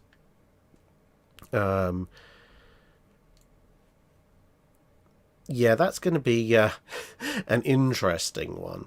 They will pretty much all go. Yeah, they're all going to go along with Johnston on the torpedo run. The question at that point is not so much how many more losses do the Japanese take, because the answer is going to be a fair few, given how many torpedoes are going to be in the water. The question is more going to be a case of how quickly do the Japanese break and run, because, I mean, one of the Japanese cruisers got fairly badly manhandled by a destroyer escort and Johnston double teaming it. So if you've got a bunch of additional full-size destroyers, albeit, okay, fair enough, some of the Australian ones are, if they're talking about the Scrap Iron Flotilla, are relatively weakly armed. But then again, it could also be some of the Australian tribals. Yeah, I mean, that inevitably they are going to be hit. They're going to take huge amounts of damage and or end up being sunk, but they're going to take down a heck of a lot of Japanese ships with them. And you will probably see at least 1 or 2 full-size Japanese cruisers just being pecked to death by mobs of rabid attacking Allied destroyers.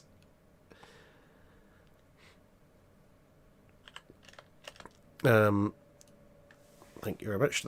So the Legacy has thrown a trip-related question in, so I'll just quickly cut in with that. So the Legacy asks, what was your most favourite part, most surprising part of your Canada trip, and also what would you do differently next trip? So differently, I think we either fly into the States and drive across the border, or fly into the States or into Halifax and get a connecting flight to Hamilton. There is no way I'm going through Toronto Pearson again. Also, what would I do differently? I think... that's a good question.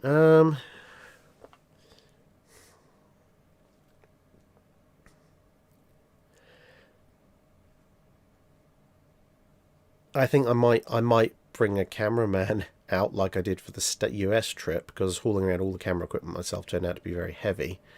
My favourite part, to be perfectly honest, was similar to being in the States, was just meeting everybody. Both various subscribers, although it was a little bit more of a disjointed thing going, because we had, in the States, I had, fixed times. This is the big meet and greet period. In Canada, we didn't have that, but it meant we were running into people on an individual basis all over the ship. And then we had a couple of dinners where subscribers showed up and we all chatted there. And a couple of times, was just wandering around different bits where we weren't expecting to meet anyone, and then did run into people. I mean, I see a few people in the chat who, I ran into on a one-on-one basis, which was quite pleasant. Now, And you see, it was interesting, because on the one hand, by running into people one-on-one, sometimes you got a chance to have a much deeper conversation with them than you would if I was doing the standard, like, 2 o'clock meet and greet style thing. But on the other hand, it did mean I know some people either almost saw me but missed me, or other people, we got to chat, but maybe not for very long, because we were trying to also do filming and have tours and so forth, which was the main reason why I segregated it all into a single block in the States. But yeah, generally meeting people and making new friends was my favourite part, because going to visit the museum ships is obviously great. It's a hugely great experience and a significant honour. But at the end of the day, whether or not I'm Drac, Master of Drakenfell channel, or whether I'm just regular old me, technically speaking, to save up enough money, I could go and visit those ships regardless, and probably would at some point in my life. But it's only through doing this that I actually get to meet everybody that I actually do, both subscribers and also the absolutely wonderful people who take care of the ships. That's a whole new aspect to things. And yeah, as the Legacy said, talking about things like EVE Online. The most surprising part of the trip for me, actually was probably the weather. And I know that sounds very British, but seriously, you have this image in Britain that Canada is the frozen north to the States. And whilst it was a few months down the line, I mean, having been in the northern part of the US, I was thinking, okay, well, we're going to be a little bit further north than that, a few hundred miles further north. So I'm anticipating weather similar to what I experienced in Boston, in Fall River, and so forth. So I'm thinking maybe sunny, but maybe should bring a coat or whatever. And instead it was some of the hottest and most humid weather I'd encountered up until about 2 or 3 days ago here, which was interesting to try and deal with. Except for that one day in Halifax where it absolutely chucked it down. Oh dear. Yeah, that was fun. So yeah, getting back to the the Patreon questions. Daniel Silverthorne says, so in this theoretical, I'm in the Royal Navy in the 1900s, so you seem to have a suspicious amount of knowledge about the ships the Imperial German Navy is building. You're tasked with designing a follow-on to the Invincibles that will be able to tackle the ships that are now being constructed and will be constructed not only in Germany but possibly in other nations. What do you design, and how well might those ships do in the coming war, and how might this impact future ship design following your modified Indefatigables?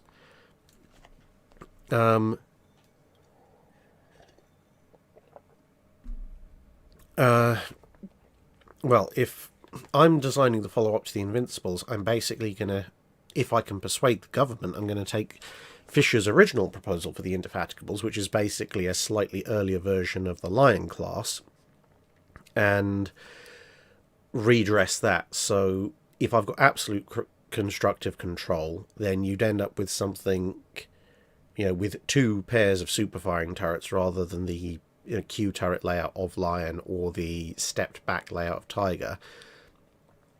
So 2 sets of super firing twin 13.5s, and put the armour up a little bit as well. Not a tremendous amount, because I've only quote unquote, got to deal with German 11-inch and 12-inch guns, so I'm not going to go full on battleship level, because I do want to keep the speed, but I would up the armour a bit. I mean, if I was really, really, really going to stretch things out, I might try and see if I can persuade someone to stick triples on there, but I don't think the Royal Navy is going to go for that in 1908, 1909. And how well might the ships do? Well, they're going to do a lot better than the Indefatigables ever did. Although New Zealand is blessed anyway, so there you go. It's even more blessed now. How might this impact future ship design? Well, the fact that I basically be building improved versions of the Splendid Cats before the Splendid Cats would... This is how little the time differences are. The Splendid Cats themselves are going to be even more advanced than that. That's when you get over into if I've got absolute full-on creative control, you end up entering into my all-forward triple turret universe.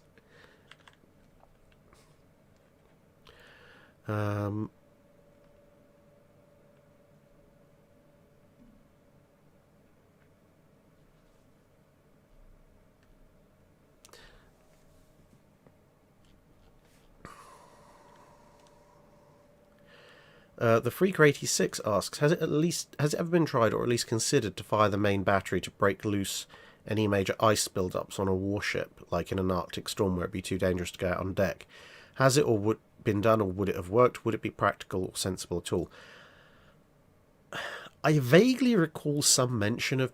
I don't think of it being done specifically to break off the ice, but I do recall some mention of guns being operated whilst they had significant amounts of ice on their exterior because the ships had come under attack. And it did result in the rather obvious large amounts of ice cascading down everywhere. So in theory, yes, it would work. In practice, though, I would have concerns specifically about the gun recoiling. If the shock doesn't break the ice off, that could lead to some major problems if large chunks of ice are still on the gun as it recoils back into the gun house. Usually you want to try and get the ice off in the more conventional fashions.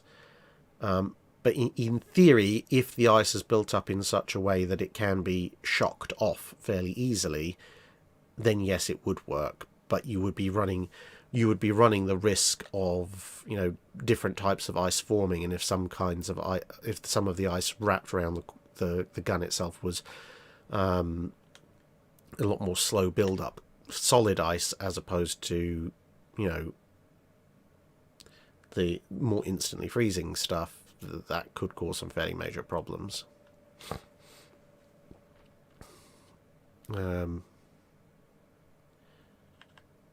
Also depends on how much ice you're looking at, to be honest.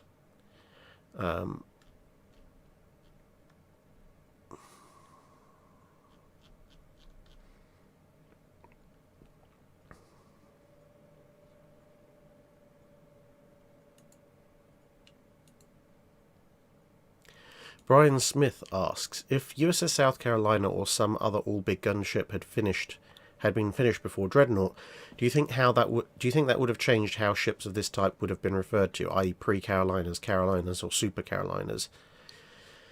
It's entirely possible. The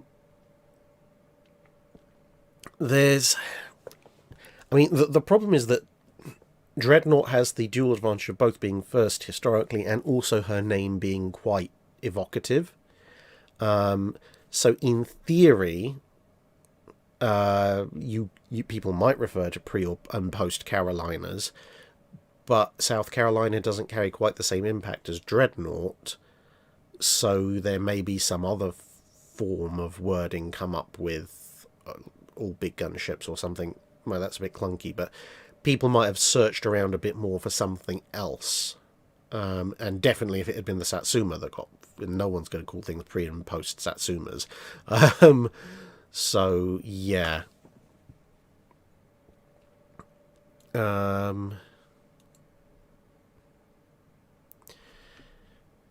Yeah, I don't know. If it had been the South Carolinas, I think there's a decent chance they might have been. But also potentially...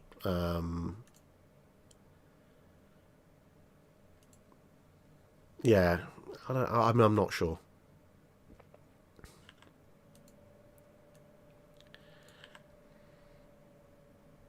Alec Ruby asks, what do you think would have happened if the Yamatos hadn't been sunk during the war and survived to be captured?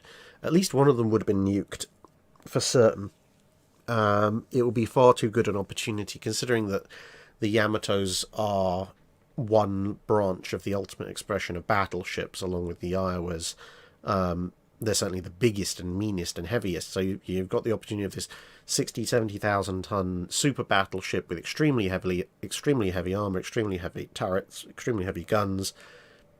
You know, people are looking at potentially in a nuclear environment having to build ships of at least that size, if not larger, to see how they'd stand up to nukes. It's a golden opportunity to nuke one to see if it would be possible for such a ship to survive.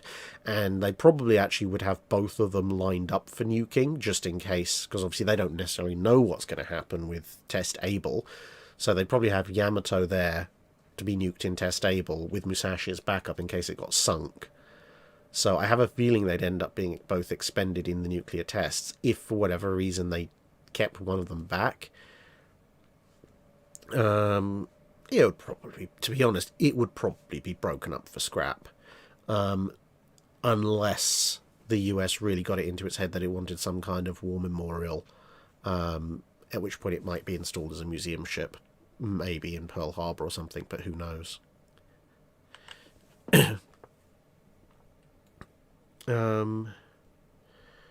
Matt Osborne.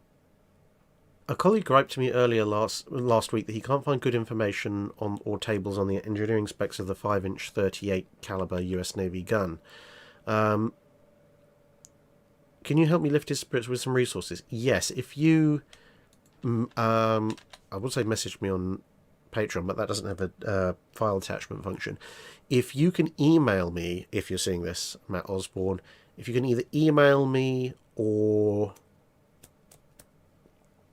Discord message me, I can send you some links and some PDFs, and then I'll be able to supply you with some of the operational manuals, which hopefully should alleviate your hopes or issues. So yeah, can do. Telemonian Dan, if you are Admiral Maximilian von Spee in August 1913, you have all your memories and historical knowledge. Any command decisions you make must be justifiably reasonable to your subordinates. Setting aside your modern loyalties, how you best carry out the mission of the Asiatic Squadron to return to Germany whilst disrupting Allied trade as much as possible, with the obvious caveat that the more you use your knowledge, the less useful it becomes. Would you follow the historical course of action as much as possible, or try to plot a new course? Is there a reasonable hope of making it to Germany, or would it be better to seek internment to save your crews? There's not really a huge hope of making it to Germany, to be perfectly honest.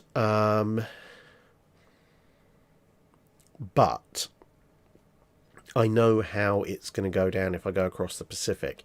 Historically, von Spee was a lot more worried about running into HMAS Australia and various other Allied ships in the Indian Ocean, which is why he sent Emden to just raid there. As it turns out, actually, the Allied ability to respond to things in the Indian Ocean was much less than they thought it was. So, with my historical knowledge, if my first shot is going to be trying to make it back to Germany, I would probably do a reverse. So I'd send Emden out to harass the Western Pacific region and gradually work its way across the Pacific, or just, generally do the merchant raid role, so focus the enemy's attention there, and then hightail my fleet through the Indian Ocean towards South Africa as fast as humanly possible. Or towards the East African coast. Now, that might allow me to meet up with... is it Königsberg or Karlsruhe? I think it's Karlsruhe.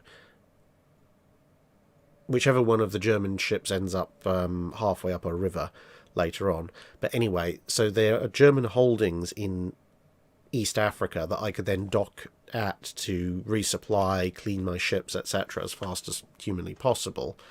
And then once I've done that, obviously I'd try and do that as fast as possible before the British can mount a significant amount of opposition to me. Then I would skedaddle down for South Africa, work my way around onto the west coast of Africa. I think there's some German holdings that early on on the West African coast as well, which allow me to again drop in to top up my supplies. And then the big problem is what to do about getting home, because I'm not going to be able to force the channel. I might be able to, if I can keep really good operational secrecy, I might be able to go up through the Atlantic and take a huge risk by skirting near the Grand Fleet, but theoretically, if I can avoid being seen, I might be able to get northwards of the blockade enough that I can quickly punch through the blockade and make a hightail for home. It's a huge long shot, but it's theoretically doable. The other thing that could be tried would be if Intel suggests that that's not possible, then maybe, depending on the exact timing of it all, but maybe I could try and pass through the Straits of Gibraltar at night, sticking as close to the African coast as possible, and maybe trying to hightail it through to join up with the Austro-Hungarian fleet. Both of them would be extremely long odds, and I may wake up one morning with a whole squadron of Allied shipping waiting for me. But that's the best shot of fulfilling my mission of getting back to Germany.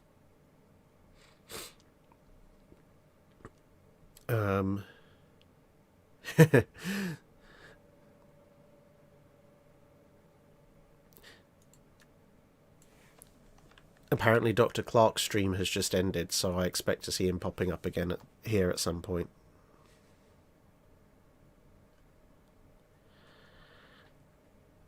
Rebel Skvirl asks, would Spee even have the coal to make it to Germany from German Southwest Africa?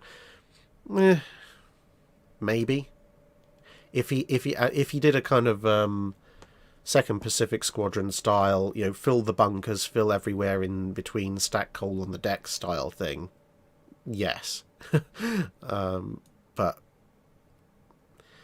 it's all a long shot. Everything is a huge long shot, unfortunately.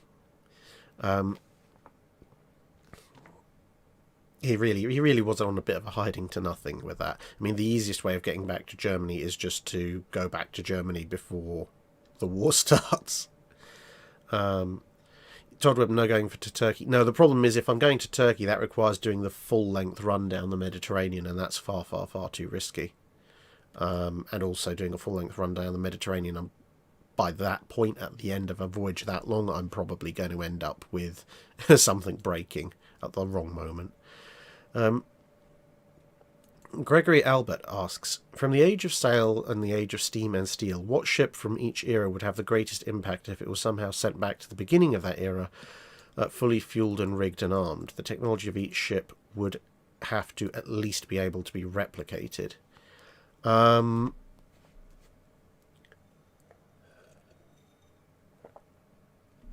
Well, that kind of rules out most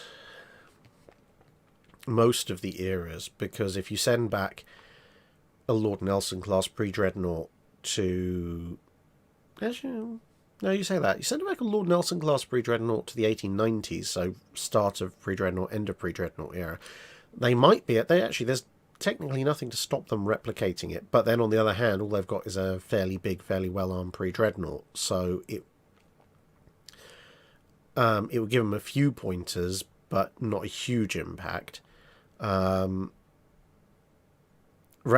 things like radar and so forth in 1906 isn't really going to happen, so that's out.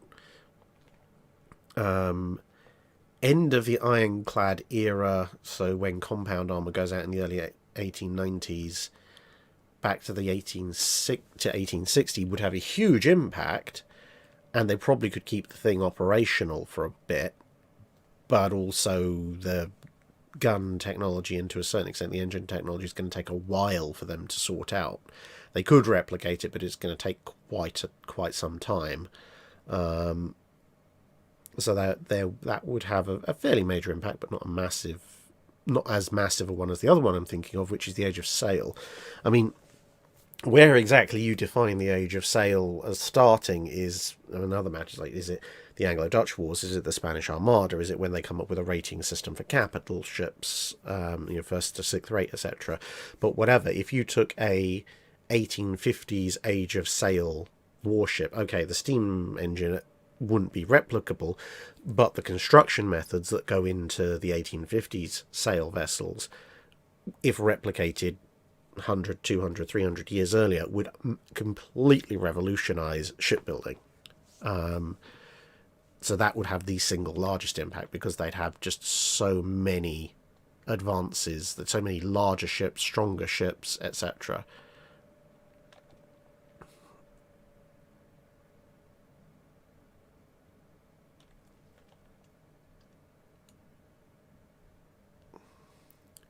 Eric Amborski, if Spee went to the Indian Ocean with the IJN-6 Congo and Hiei on him, they might try, but the thing is, he's in this theoretical Spee running across the Indian Ocean, he's just running away from them. So they might try and catch him, but I think they'd probably give up once they realised he'd gone past India.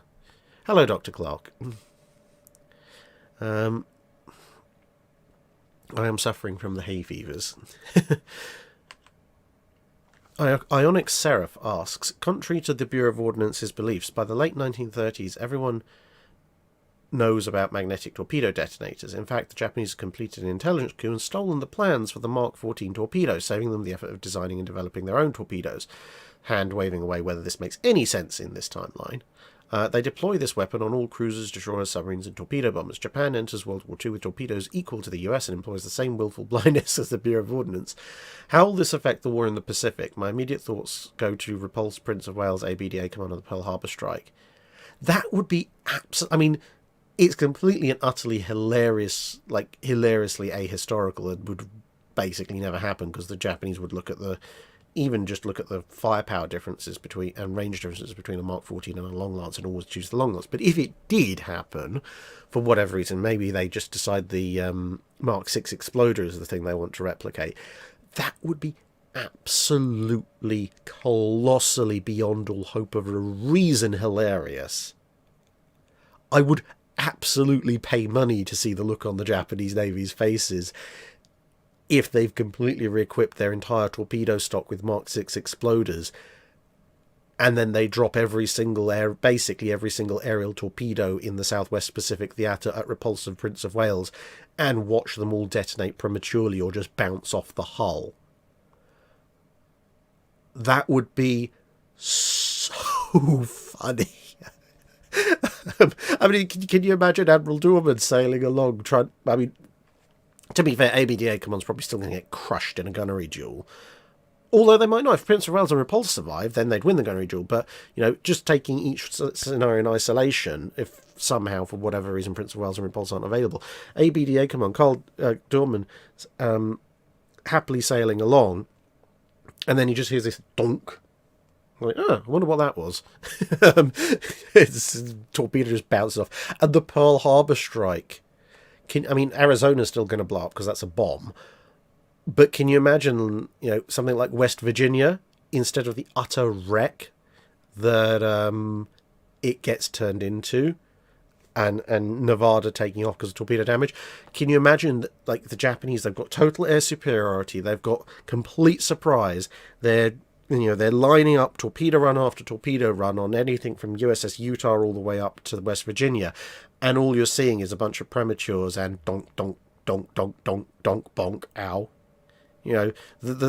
Apart from Arizona, the single biggest casualty might be somebody who's on the other side of a bulkhead and just gets knocked out by the concussion of what, to be fair, is still a several-ton weapon hitting the side of a ship at 30 plus miles an hour.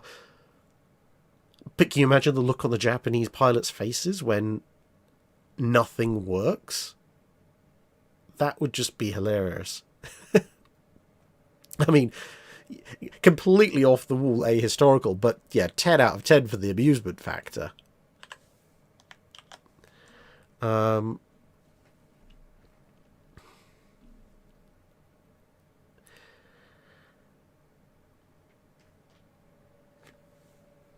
Yeah, Eric Amborski. Yeah, can you imagine the Yeah, repulsed, dodging all the torps, then looking in horror at the pincer attack. You can almost imagine, the cinematic, dramatic music building up to the grand finale, and then it just all ends in a damp squib and a bunch of crunches. Oh dear, that would be very, very funny.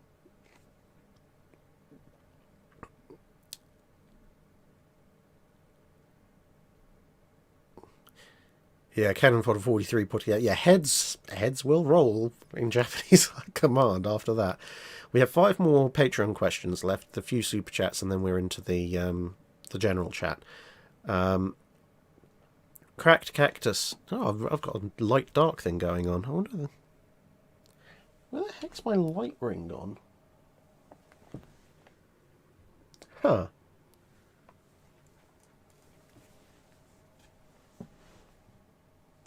Well, that's a mystery for the ages.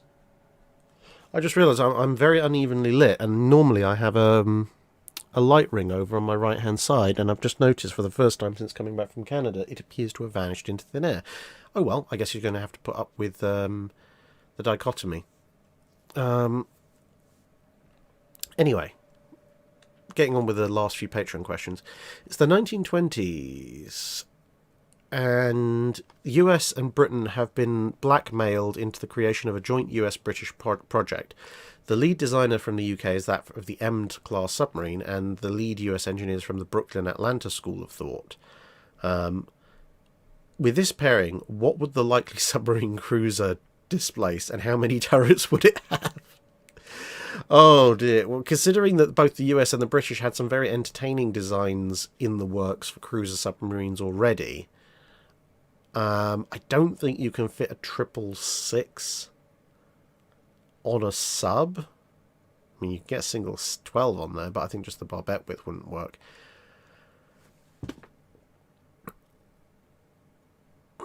The thing is, if it's the 1920s, that's too early, really, for the 5-inch 38, unless the project gets pushed out a lot further. I think at that point you basically would see somebody, if they're taking the idea of an M-class and combining it with the Brooklyn Atlanta School of Thought of more guns, the most realistic version, although still completely out off its head in terms of silliness, would be a super sub with probably a 4 twin 6-inch, 2 super firing forward of the conning tower and 2 super firing aft. That would be the submarine cruiser.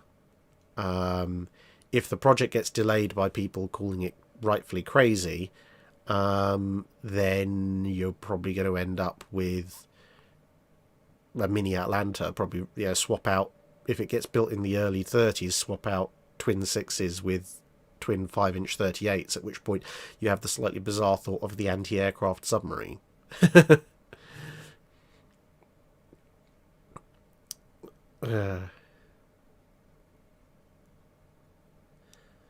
Knight 6831 asking, couldn't the M-class have gone the way of the crew? Wouldn't the M-class have gone the way of the cruiser sub, aircraft carrier, mine layout sub?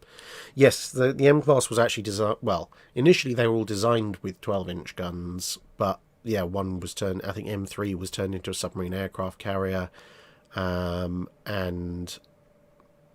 yeah, another one was being adapted into a mine layer. But yeah, if we're combining the idea of a large submarine like the M-class with the US designers from the Atlanta School of Thought, you're going to end up with a cruiser sub with lots and lots of guns strapped on the top. Salty Viking 10,022 asks, what is, in your opinion, the best-looking ship from Britain, the USA, Germany, France, Japan, and Italy in or just after World War II? His candidates are Vanguard, Wichita, Scharnhorst, Suikaku, Algerie, and Mastrale. Oh, so mine are going to be slightly different. I appreciate Vanguard, but I also don't think it's the best looking ship. It's the best looking from certain angles, but the amidships section really is questionable to me. In or just after World War II, the best looking British ship, in my opinion, is Renown, because it's been blown up. From the US perspective, that's a difficult one, because there's actually a bunch of pretty nice ones, but if I had to pick any one single one, I'd probably go for Des Moines and to be fair, that may be the bias of me having seen USS Salem talking, but the Des Moines... This is the weird thing. The Alaskas are big cruisers, but they look in a lot of ways like scaled-down Iowas, whereas the Des Moines look like scaled-up cruisers. So they have a size and an impressiveness beyond most cruisers, but they have the fine lines and aesthetics of cruisers. So probably a Des Moines. For the Germans, actually, I would have to agree with you. Actually, the Scharnhorst probably aesthetically the best thing that the Germans produced. For the Japanese, no. For me, for the Japanese, probably the Atagos or Takaos, depending on whichever one you want to, whatever one you want to do. I mean, they're a bit unique because of their superstructures. In some ways,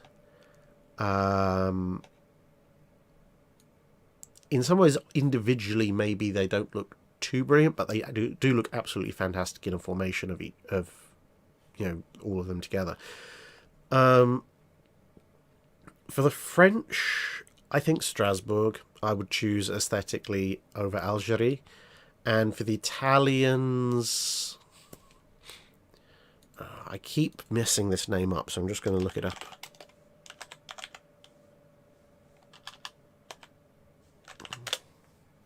Bolzano, the last Italian heavy cruiser, I think, yeah. Yeah, the Italian heavy cruiser Bolzano would be my choice for Italian aesthetics. And don't worry, those of you who worried about renowned appearing world warships. I am campaigning along with a number of other people to get them to reinstate the 4.5s.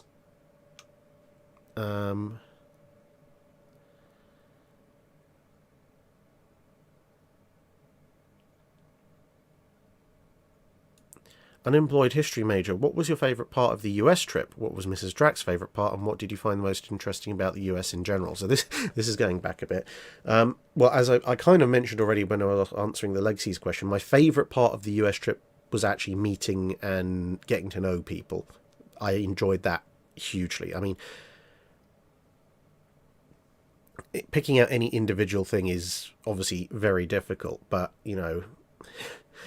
you'll probably get an idea about how excited I was for various bits and pieces. But if I was going to go with in terms of pure new experience combined with meeting absolutely excellent and wonderful people on a prolonged basis, then I would slight spoiler alert. It'll probably be the day that we spent at the Sea and Arsenal range with Matthias and May and crew. That would probably have, if I was going to choose anything as my favourite, it would be that, because absolutely wonderful people. And as I said, I got to meet a lot of fairly wonderful people, but at the same time, the whole day was basically a series of brand new experiences for me, whereas on the museum ships, although they were absolutely wonderful and each new museum ship was new to me, it was still a museum ship. It was something that I had a degree of what to expect going into it, whereas the entire day on the range with Matthias, every 5 minutes it was something brand new, and I love brand new things. I love learning brand new things, I love experiencing brand new things, and it was a whole day of brand new things followed up by really good Southern barbecue. So what's not to like? Fantasy UFO, did you get to see Niagara Falls? Yes, on the Canada trip. Robert Marmotstein asks, the Japanese in World War II have many similarities to the CSA during the US Civil War. Both are fighting a war they simply cannot win due to resource shortages and have some brilliant tactical victories early in the war, followed by some big missteps. Of the two, which is at a bigger disadvantage? I realise it's hard to extrapolate 90 years ahead, but could a modernised Confederate Navy win a 1941 conflict with the Japanese? I don't know exactly how. I mean, the latter part is almost impossible to answer because, how exactly you end up with a Confederate Navy in the 1940s is a huge issue. Like, what territory do they have? Which of the Western states, as they're formed, join which parts of the Union or the Confederacy? So that's, I throw my hands up in the air. It could be anything from they're a rump state who can't really do anything in there to, they could have the Virginia, obviously, because they had Norfolk. They captured Norfolk. If they hold on to Norfolk, and they have the California naval bases as well, and somehow they grab Hawaii, then potentially, they would have the industry to beat the Japanese. But it's not really a question that can be easily answered. But in terms of which was at the bigger disadvantage, the Confederacy, because the Japanese, outside of radar and a decent light medium anti-aircraft gun, were broadly technologically on a par with the US, and in some cases, like torpedoes and so forth, actually ahead, and night combat and so forth. So they had a lesser technological disadvantage, and let's say in some cases they had an advantage, whereas the Confederate Navy was always building things out of scraps and bits and pieces, because they just didn't have much of a technological or industrial base to work with.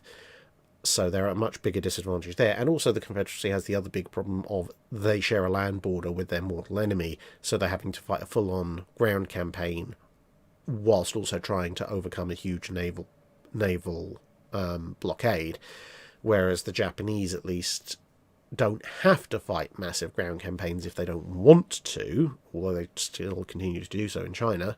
But the Japanese at least have the fact that they can fight their opponent in the open ocean on terms where their home bases are still available for rebuilds, modernizations, etc., and repairs, before obviously then the Americans get too close.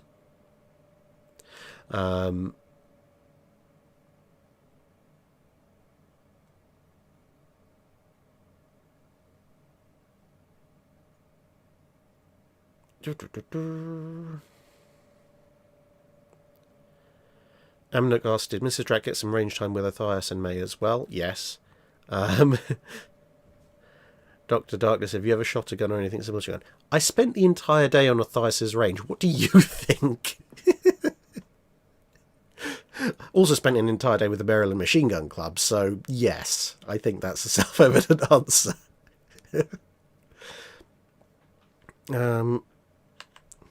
Right, last Patreon question, then we're on to super chats and questions from regular chat. Jeffrey Connolly, had both the QEs and Revenge classes been finished as one mass class fitted with small tube boilers, thus increasing their top speed, how much more lethal would this have made the finished ships at Jutland and then later on their careers in World War II? At Jutland, very much more lethal, because the QEs would have probably caught up in time for the run to the south to begin, so the run to the south would have been entirely 2 versus 1 against the Germans, with the QE 15 inches going in. So Indefatigable's probably still dead, but Queen Mary probably isn't, and Hipper's going to end up in a lot of a worse state. The Revenges are obviously slower ships than the QEs to start with, so if they've got small tube boilers, they're probably about 25 knot ships. So that probably isn't going to change all that much, because they'll still be with the Grand Fleet. But oh, it's these things again. Go away.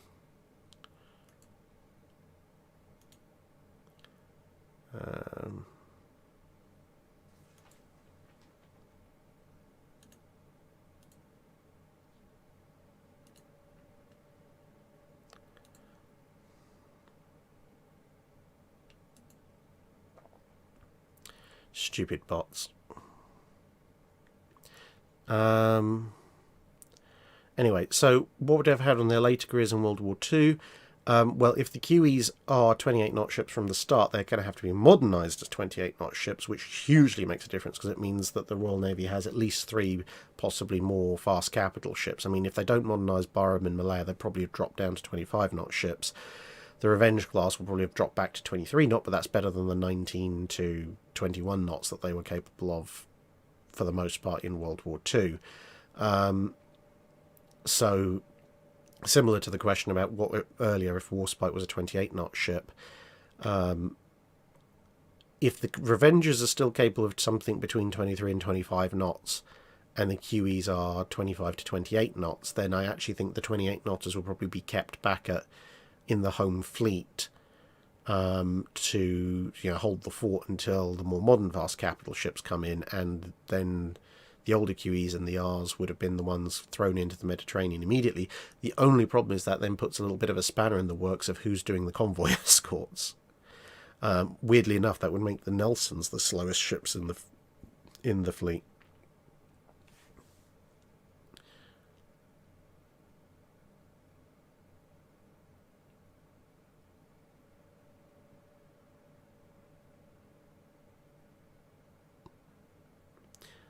Right, and that is all of the Patreon questions. So,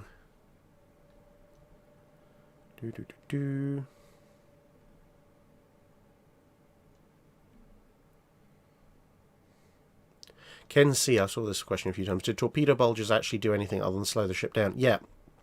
So, torpedo bulges are generally installed when you are looking at ships that don't have inbuilt torpedo protection. So the idea is, in their most basic form, they just make the torpedo explode further away from the hull, give the hull a better chance to resist the shockwave. In the most advanced cases, they actually have a layered torpedo defense system just basically bolted onto the side of the ship. So yeah, it depends on exactly how they're built, but they do actually give the ship significant survivability, or significantly better survivability against torpedoes than they would have otherwise. Obviously, if you go completely overboard the way the Royal Navy did on its various monitors, you can end up with some incredibly durable ships.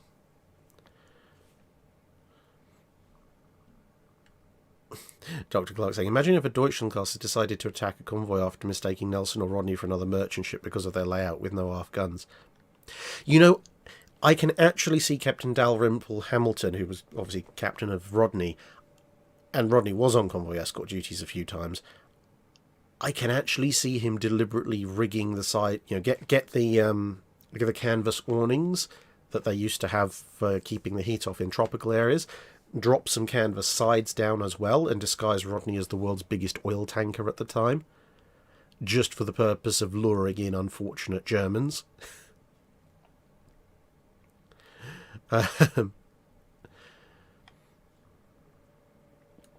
Arctic Temper, given what happened to the battle cruisers at Jutland, would BT catching up to the Germans at Dogger Bank really have been a good thing?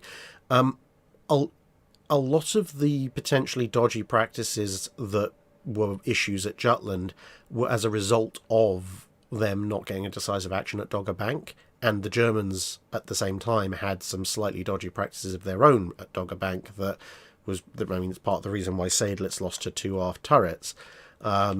So the British safety generally became worse and the Germans became a lot better after Dogger Bank. So if there was ever any point for the British to catch the Germans in a straight-up battlecruiser engagement, Dogger Bank would have been it. Aluminium fence, sadly, no.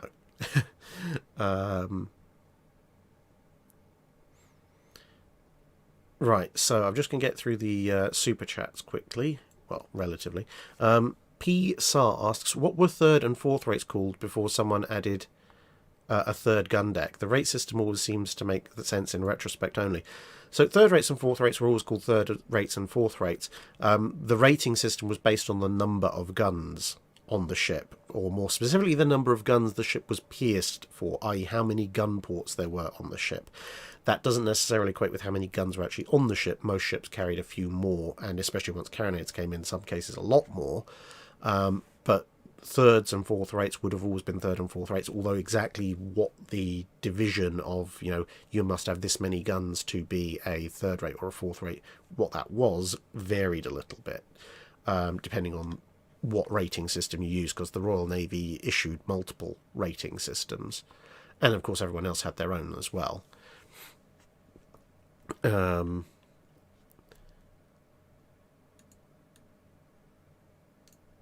Yeah, it was a bit of a moving target, unfortunately. Galdir Ioni asks, regarding prizes and prize money, what was the biggest single payout ever earned by a ship or crew? If I remember correctly, that went to a pair of Royal Navy frigates in the Age of Sail when they brought in a Spanish frigate, which in and of itself was actually worth a fair bit because it was almost intact and a fairly nice frigate, that happened to be transporting an absolute ton of gold and jewels and everything. That, from my recollection, was the single biggest payout proportionally, and it was huge. I mean, that it was a case of, if you wanted to, you could basically just turn up, and you could almost anyone could retire on that, and even the regular sailors, their chunk could just on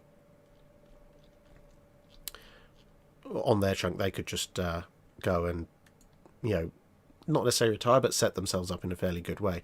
Yes, Carl from Gausenberg, I did get that one. So, Ibiko Yaki asks, at Midway, who is next in line if Nagumo is dead and the B-25 in the morning actually rams Akagi's bridge? Would the undoubtedly very angry Kido Butai act differently? Ooh. It's probably Admiral Yamaguchi on Hiryu. Let me just double check the order of battle.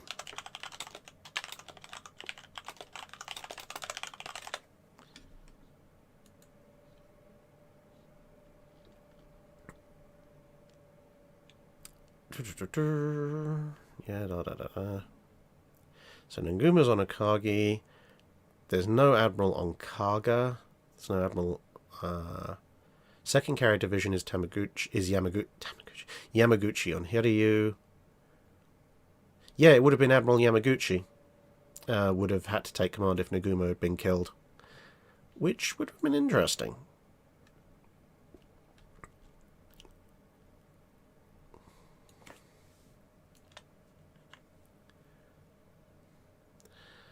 Hello, Dan Frieden. Michael McLeod asks, hi, if Japan did better in the war and Shinano survived, do you think she'd stay in a support role, be scrapped, or refitted into a frontline supercarrier? Again, the Americans were not going to let the Japanese have pretty much anything in the immediate aftermath of the war.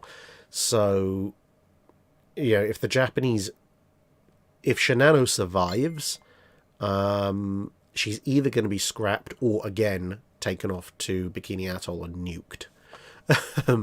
One way or the other, the Americans are not going to let that thing stick around. It's not big enough or efficient enough. Well, it is big enough, but it's not efficient enough to really be useful in any other role post-war.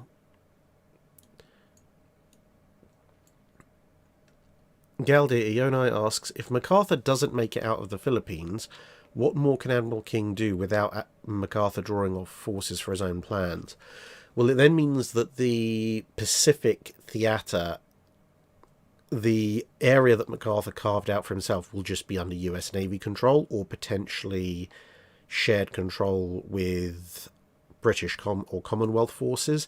But knowing King, he'll probably press for the whole thing to be under US Navy control, which means fewer conflicting plans, a slightly more cohesive battle strategy, and fewer odd diversions and having to fend off weird and wonderful ideas like attacking Rabaul in summer 42. So overall, it's probably just a generally better outcome for the US Navy. Dr. Clark supplying some extra details. Thank you very much. So that's the for the most valuable capture. So that is Thetis. Capture of the Thetis and Santa Brigada on October 1799, which netted £652,000, or approximately 79 million today. And that's actually, now that I know that, I'm just going to go over to another website of mine which I really like.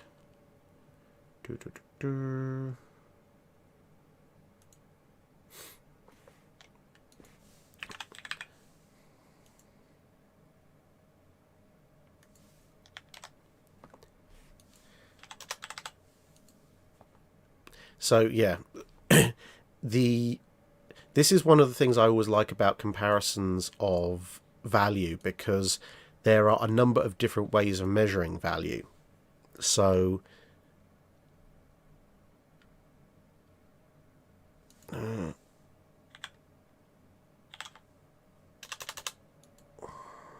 1799.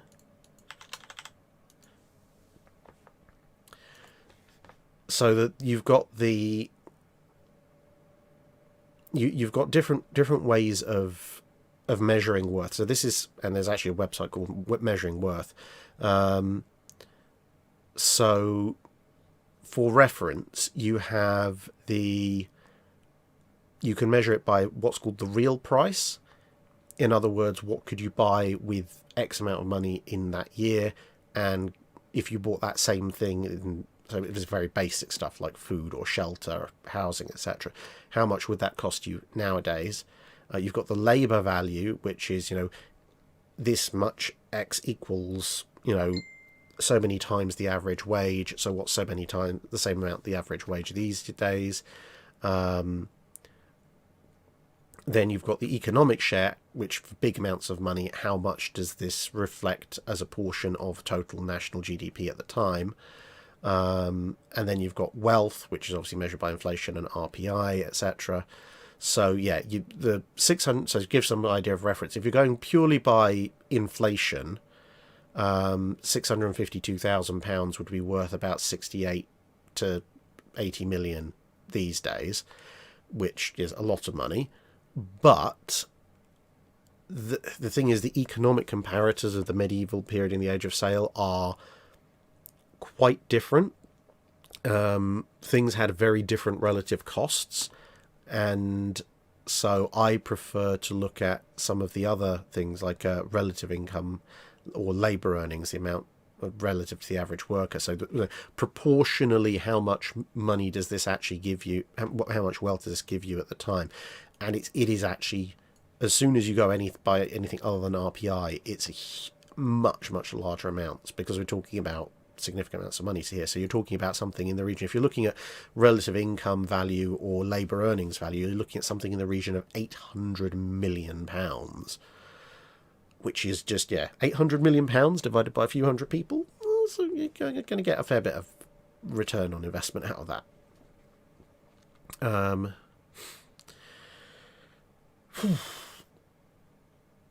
Jake Miller, if the U571 thing goes your way, will you do more movies, and if so, which are the first on the list? Yes, I will, and if it does go my way, then Midway is first on my list, because I actually already have a pre-recorded review of that with Chris from Military Aviation History and Justin, who worked with me on the Zero video, but I'm waiting.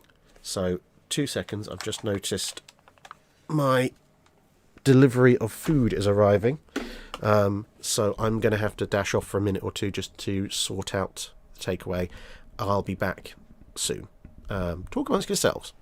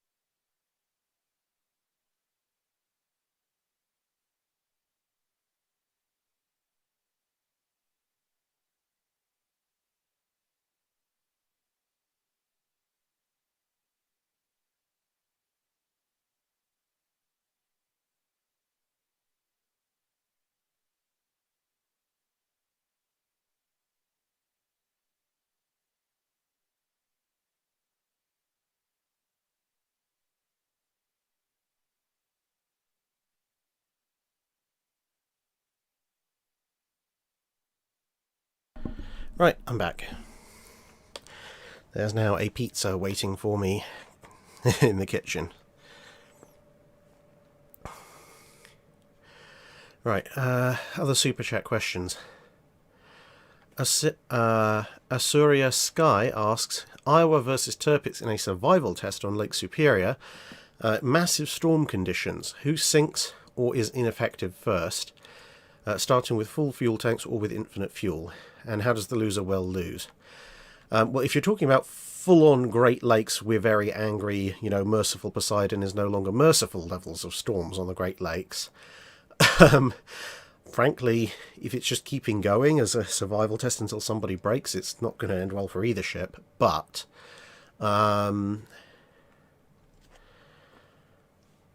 if they're using full fuel tanks and they just have to run and run and run, then the Iowa's going to win because it's got longer range. So the Iowa can keep fighting the storm, and then Tirpitz runs out of fuel, goes broadside onto the storm and dies. On the other hand, if they've got infinite fuel, if it's a full-on Great Lakes storm, I think Iowa's still going to come out on top. Because Tirpitz, yes, Iowa does have this somewhat more of a seakeeping issue with her very narrow bows, and the Bismarcks are very stable gun platforms, but they suffer from the problem of they are a little bit too stable in this particular scenario, which is something I've mentioned before. Is the fact that a very stable gun platform is excellent right up until the point where you get it into weather conditions where it's no longer stable, and they have to be fairly violent, but when they are there, because it's so stable, it keeps trying to go back to a stable state very quickly and very violently, which is going to start breaking things, whether that be crew or components, etc. So yeah, if it's an ongoing all for nothing Great Lakes storm, then Tirpitz's crew will probably become ineffective before Iowa's do. So I just need to mute my phone.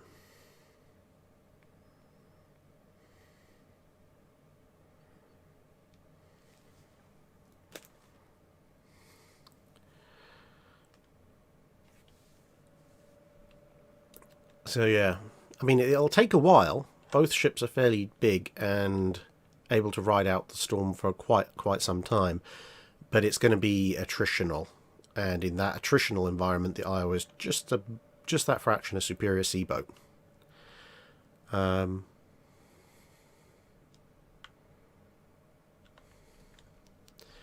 Jeffrey Papiers asks, in 1919 Germany is presented with a deal, divide the entire fleet between Poland, Finland and Yugoslavia. Germany can then complete any ships it is currently building. Would they accept, and how might this impact the next war?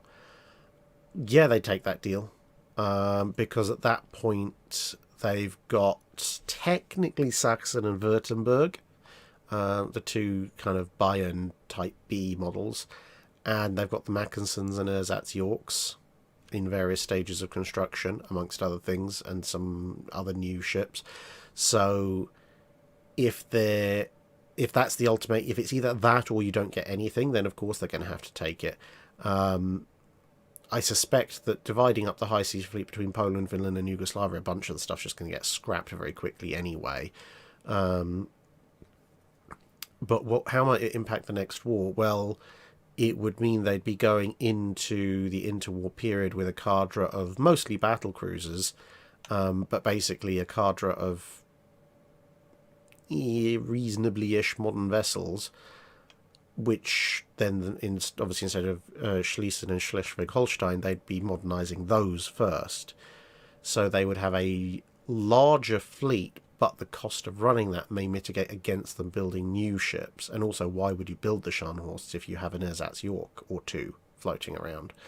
So Germany will have a larger but slightly less modern capital ship fleet come World War II, which is going to be an interesting one, because obviously if Germany has a fleet that the baseline speed is Saxon and Württemberg and everything else is significantly faster, that may actually affect how the how everybody divides up their fleets and modernizes their fleets and so forth to counter.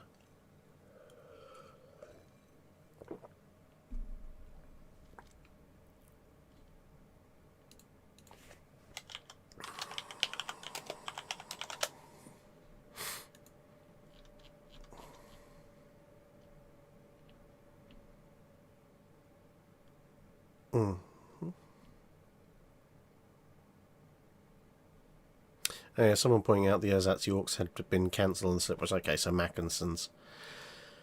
Yeah, fair enough. Thanks for catching that augment failure. Juicy Sushi San asks, what was your biggest surprise seeing a tribal class up close? Well, I've looked at a lot of pictures of them, but so I wouldn't say there was many necessary surprises.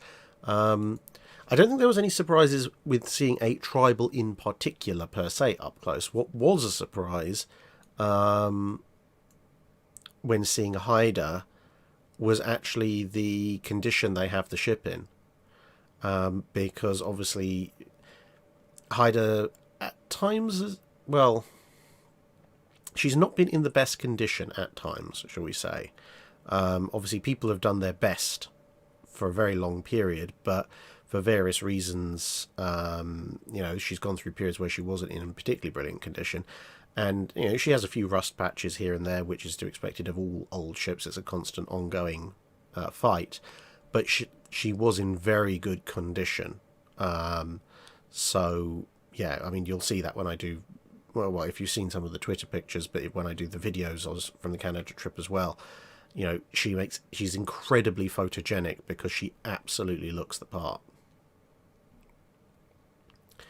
Michael Kovacic, I think, is Acheron's red-black paint scheme from Master and Commander based on historical examples. Yes, red and black was a historical paint scheme from that period. The Spanish had it on Santissima Trinidad and a few of their other ships at Trafalgar. And going back further, even HMS Victory at one point had a red hull with some black, well, underlying black paint with a mostly red hull paint, but some black detailing.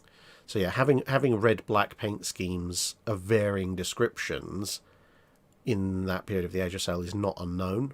The Acheron's precise paint scheme is a slightly different thing because the French, of all the major powers, the French didn't go for it that as much, but it's still entirely possible. See you in Arsenal. Hello. Dan Friedman, wasn't the most impressive thing about seeing Haida watching Dr. Alexander Clark's Joy? I think if we'd been there a day earlier, it would have been, but he was not entirely. He was still very, very happy, but he'd gotten the most of his adoration over.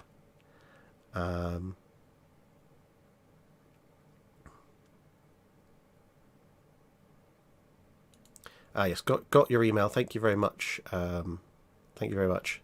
Sea and Arsenal Collective. I will reply. I will reply once this is done. Sorry, it's been a heck of a time. All right. Joseph Nielsen asks, having to redo the Iowas with 1650s was Bjord's.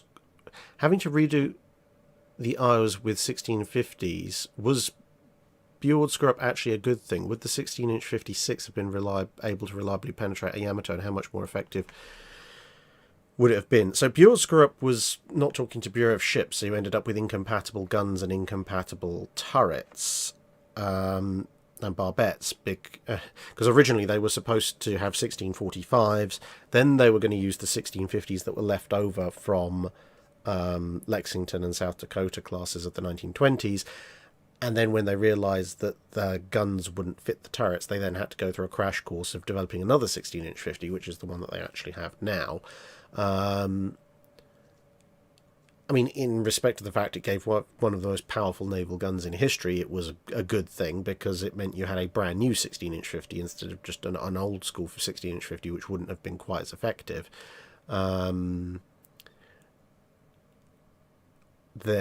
the 16-inch 56 have been able to reliably penetrate a Yamato? Well, I mean, the 16-inch 50 will do a pretty good job on a Yamato at most ranges. Okay, maybe it has to get a little bit close for comfort, considering 18.1 inches coming back the other way.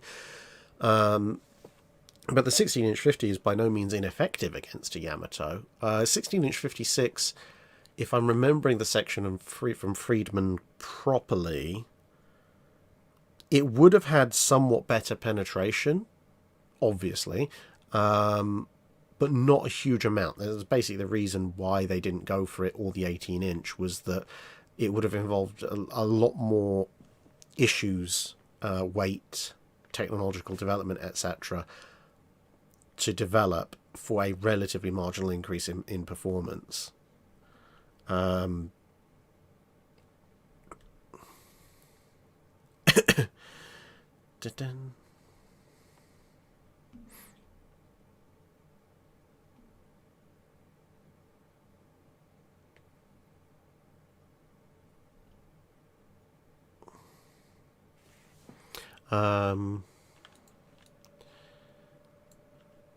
James Mackenzie asks, oh, let me just get that. Yeah, unfortunately I can't fulfill the second part of Matthias's request there, because Mrs. Drack is still away. She's up helping her, well, her mother and, technically speaking, my nephew, although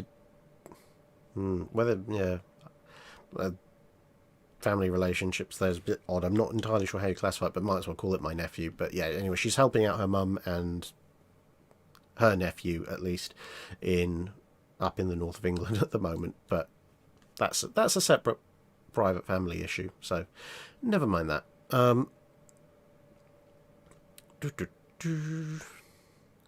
Where were we?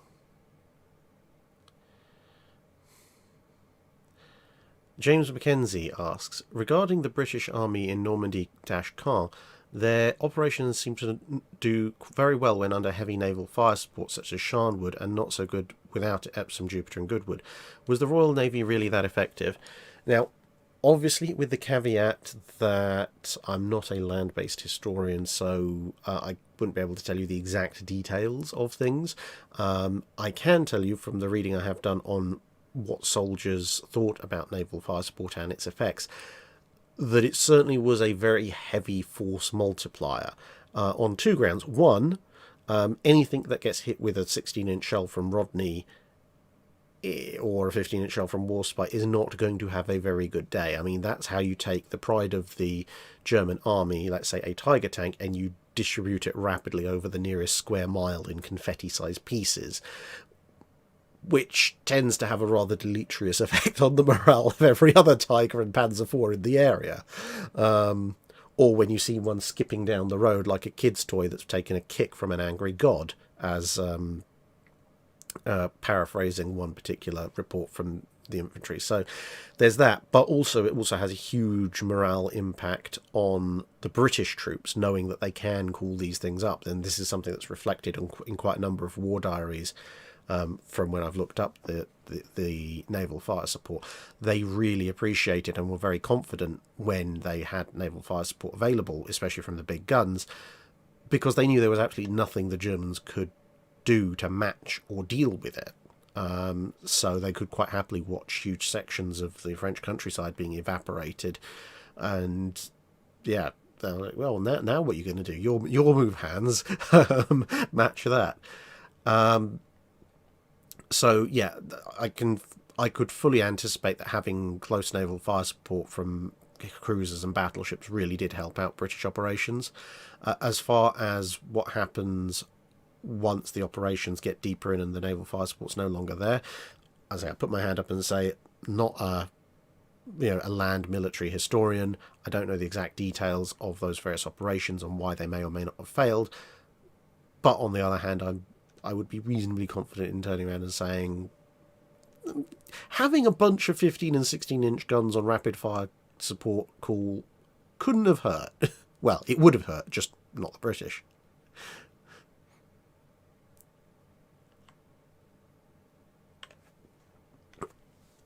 Um, Charles Henderson asks, could the Invincible class have been designed with super-firing turrets? Were the British able to build them? Yes, they could. The British were able to build super-firing turrets. The two issues with having super-firing turrets on the Invincibles would have been, one, you probably would have had to make them slightly longer for the machinery space and the speed, which would have increased costs.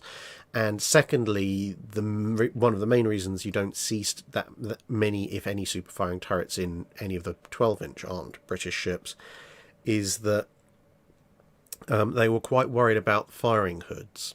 Now, that is, if you look at British pre-dreadnoughts and then early dreadnoughts, and battle cruisers for that matter, you'll tend to see a pair of little raised, basically viewports poking up out of the turret roof, or similar.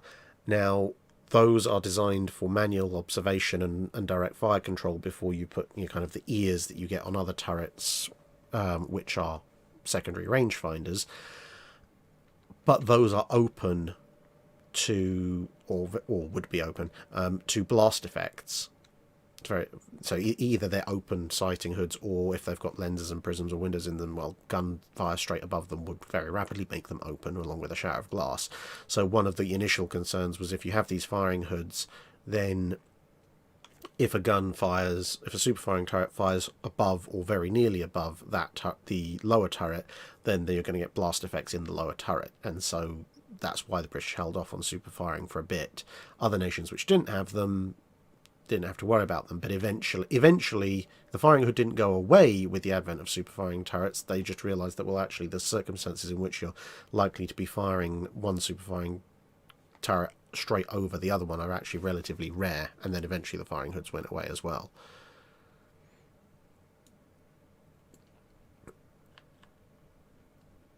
Christian Slot Hulk asks, when talking about a ship of the line in the classic era of sails, you often talk about first and third rates, but very rarely about second rates. Why is that? Basically because there weren't that many of them. So a first rate, obviously 3-decker over 100 guns. Second rate was a 3-decker of less than 100 guns, sometimes, depending on the establishment, defined as 90 to 100 guns, sometimes 80-something to 100. And then the third rate was the 2-decker, which could have anything, well, by the Nelsonian period, roughly speaking, 70 to 85 guns with 2 gun decks. So second rates with fewer than 100 guns but 3 gun decks were, as I say, relatively uncommon because they were almost as expensive to build as a first rate. They didn't offer the same amount of firepower as a first rate, and because they had fewer guns, they were also shorter, and tended to therefore have slightly less nice seakeeping capabilities as compared to first rates. So if you were going to spend a ton of money building a high-end Age of Sail capital ship, for a very, very small extra investment, you could get a much, much better weapon in the first rate. That's not to say second rates didn't exist. There were a number of them at Trafalgar, and they were around, but they are vastly less common than third rates, which are the single most common line ship, and depending on exactly what year you're looking at, they're actually in some cases even less common than first rates, and the first rates, also being the flagships, usually tend to get most of the glory even in battles where second rates show up.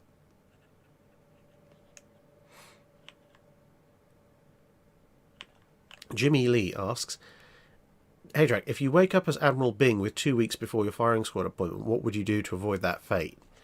There's not a lot I can do at 2 weeks. 2 weeks before I'm executed, does pretty much done. Everything is signed, sealed, delivered, and done. The only two things I could do realistically to avoid that fate at that point, well, there are 3 things, would be: 1, try and get in personal contact with a king. Probably not going to work, but probably my best shot. Haha. Second would be to run away somehow, get out of custody and run, although where exactly do I go at that point? or third, bribe the firing squad somehow. Um, but yeah, 2 weeks before he's executed, there is not a tremendous amount that Admiral Byng can do to get out of that problem. Tabasco, yeah, technically, defecting to the Spanish technically will keep you safe, but how do you do that, given that at that point you're already back in mainland UK and, well, people are making sure you're not going anywhere. Sherman 117, I have a book question. What do you think is a good type of ship to base a book series on as a hero ship? It depends what era you're talking about. So if you want to do an Age of Sail type equation, then you probably want to do a heavy frigate or some description. I mean, that's the reason why you have the Hornblower series and the Aubrey series based in frigates. Technically, if you wanted to do something a bit different but still remain historical, you might be able to pull it off with a third rate. Although there are fewer situations in which a third rate might actually face a challenge compared to a frigate. If you want to do a hero ship for the World War One, World War Two period, for the World War One period, a small cruiser. For the World War Two period, a destroyer would be my choices for hero ships, because that's kind of the tonnage at which you'll see the big nasty. You can see some big nasty actions, but also see a lot of them.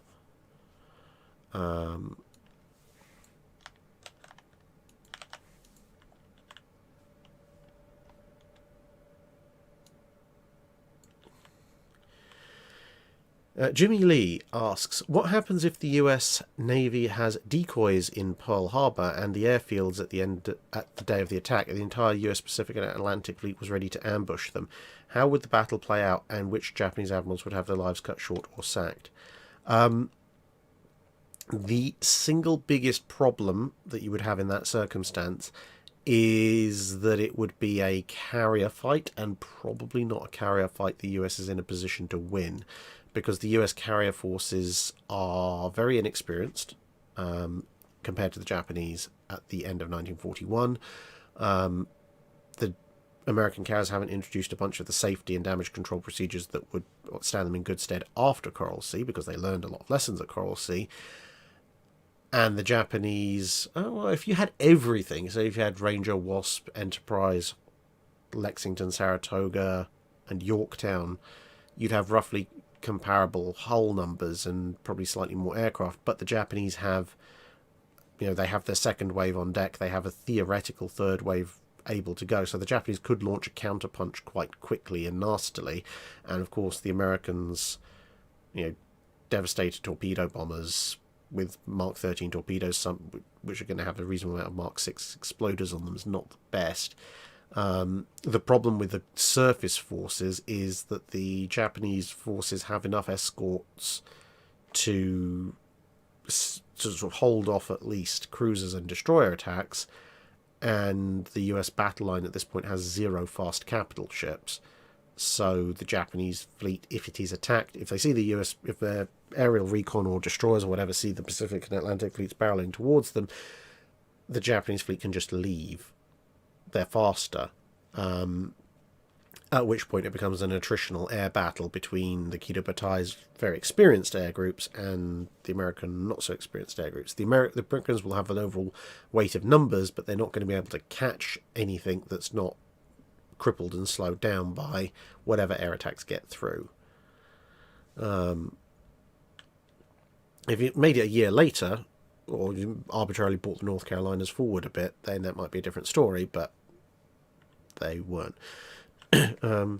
Christopher Ryan says, as a new Space Marine 40k player, the groan when you said you played Custodians was quite loud and pained after playing a deathmatch against them as my second game. I like the Golden Boys. I've got Custodes, a mixed Custodes Sisters army, my own custom built Constantine Valdor, because frankly the Forge World Constantine Valdor is awful. But if you wanted to play me as a new player, I wouldn't take my Custodian force out. I've either got like 3.5 companies of Salamanders, Or if you wanted to play a literally very fluffy, in both sense of the words, match, I have a small Space Wolves force, which is, it puts the Wolf into Space Wolf in a way that even Games Workshop haven't really managed. Was that lightning? Yeah, anyway, as I say, it puts the Wolf into Space Wolf in a big way, because it is literally absolute minimum possible choices for anything that's not a wolf. So as much of the infantry as humanly possible is standard Fenrisian wolves. The heavy support elites, etc., is Thunderwolf cavalry, and the HQ is Canis Wolfborn. So it's literally just wolf, wolf, wolf, wolf, wolf, which is hilarious when people will say, "Oh, I'm bringing Space Wolves," and they expect you to bring tanks and Terminators and so forth. And you're like, nope, I literally have bought a Space Wolf army. Oh, that was lightning, because there just goes the thunder. Anyway. William Potts asks, on a side note, has a stray shell ever caused the battle to change in favour of the side you would expect to lose, excluding Hood? Okay, lightning storm, that's interesting. That's getting closer. Which is weird because there's no rain. I'll just have to keep an eye on that. Don't want to get hit by lightning, especially because there's a lot of very expensive solar panels around. Although, to be fair, there's plenty of taller buildings around here as well. So anyway, stray shell caused the battle to change in favour of a side you'd expect to lose. Let's think. Major battles. I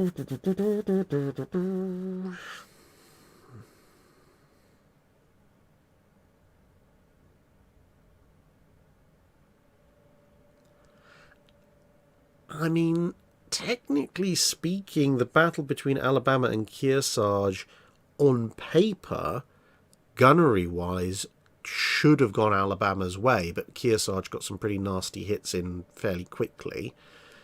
That's discounting the improvised armour that Kearsarge had as well.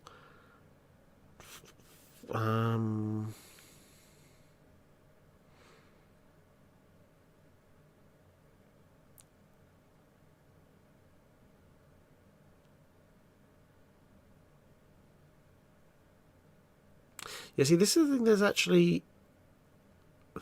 Dan Friedman reporting, there is rain around where he is. Yeah, not so much here.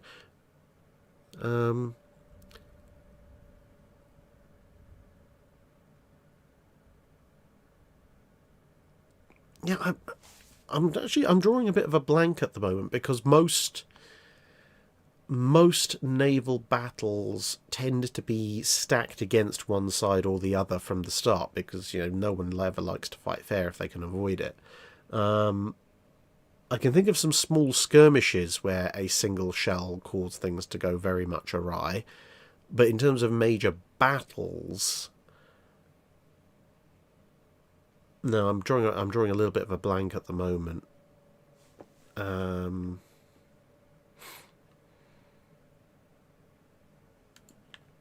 Sorry. And Homeslice there asks, why was the ship of the line USS Pennsylvania hardly used? It seems like quite an expensive investment to not use it. Why was it made in the first place? So Pennsylvania and a whole slew of 74 gunners were basically ordered as a result of the Royal Navy showing up during the War of 1812 in force. So towards the end of the war, the Royal Navy showed up with more numbers, because it was a temporary peace, so there would be the 100 days of 1815. But anyway, there was a temporary cessation of the Napoleonic Wars, so huge amounts of Royal Navy ships were now no longer needed to blockade France. They showed up off of the US coast in numbers, and in particular they showed up with a number of third rates, which basically locked down the American East Coast, because nothing could go out to challenge them. There was, and I mean, even if you were feeling particularly foolhardy and wanted to take a US super frigate up against one, they had a bunch of friends with them anyway, plus heavy razes and so on and so forth. So in response to that, the US Congress ordered the construction of a bunch of US ships of the line, including Pennsylvania, of course, being the flagship. Thank you very much, William Potts. So Pennsylvania was the big flagship of this small fleet of ships of the line, and the idea of those was basically to be the capital ship versions of the super frigates, and to drive off exactly that kind of blockading squadron. But by the time they were actually constructed, the War of 1812 was long over. The US was entering another one of its isolationist phases. No one particularly wanted to pay for it. And so both Pennsylvania and a bunch of the other ships of the line ended up being used a little bit and then just parked up as accommodation ships. Some of the 74s never saw any active service at all. They were literally just built, launched, and put into ordinary. So that's caught up with the super chats. And so onto the regular chats and catching live super chats as they come. Yes, aluminium fence, as Dan Freeman's pointing out, you can put sheds up with planning permission, and if you've got a half decent set of tools, you can do them yourselves as well. So, and you can get quite inventive with what classifies as a shed or a temporary structure, is what they're officially called. So, yeah, they make very useful places to store food. Not to store food, to store tools and work, basically be the workshops and so forth, and invent things. The other thing is, of course, because Britain is a very small country relative to where most of you guys are in the States and Canada, the amount of room and the room sizes in American and Canadian homes, at least from the ones I've seen, they're much bigger than what you get on average in the UK. So if you want a workshop, there often isn't the space in the average UK home. So if you want a workshop with tools and sawdust and everything flying everywhere, it has to be outside, but the British weather doesn't allow for that, so you build a shed. Knight 6831 says, if the Royal Navy gets 10 15-inch large and enhanced Queen Elizabeths, I'm not sure does that mean 10 Queen Elizabeths or 10 gun 15-inch large and enhanced QEs. Does that kill off the Iron Dukes? If you, I'm going to go with 10 15-inch armed large and enhanced QEs. 10 QEs. Does that kill off the Iron Dukes in the post-treaty era? Yes, definitely. Because if they are, tonnage-wise, it'd be QEs. They'd be deciding which 15-inch ships to scrap instead of retaining 13.5s.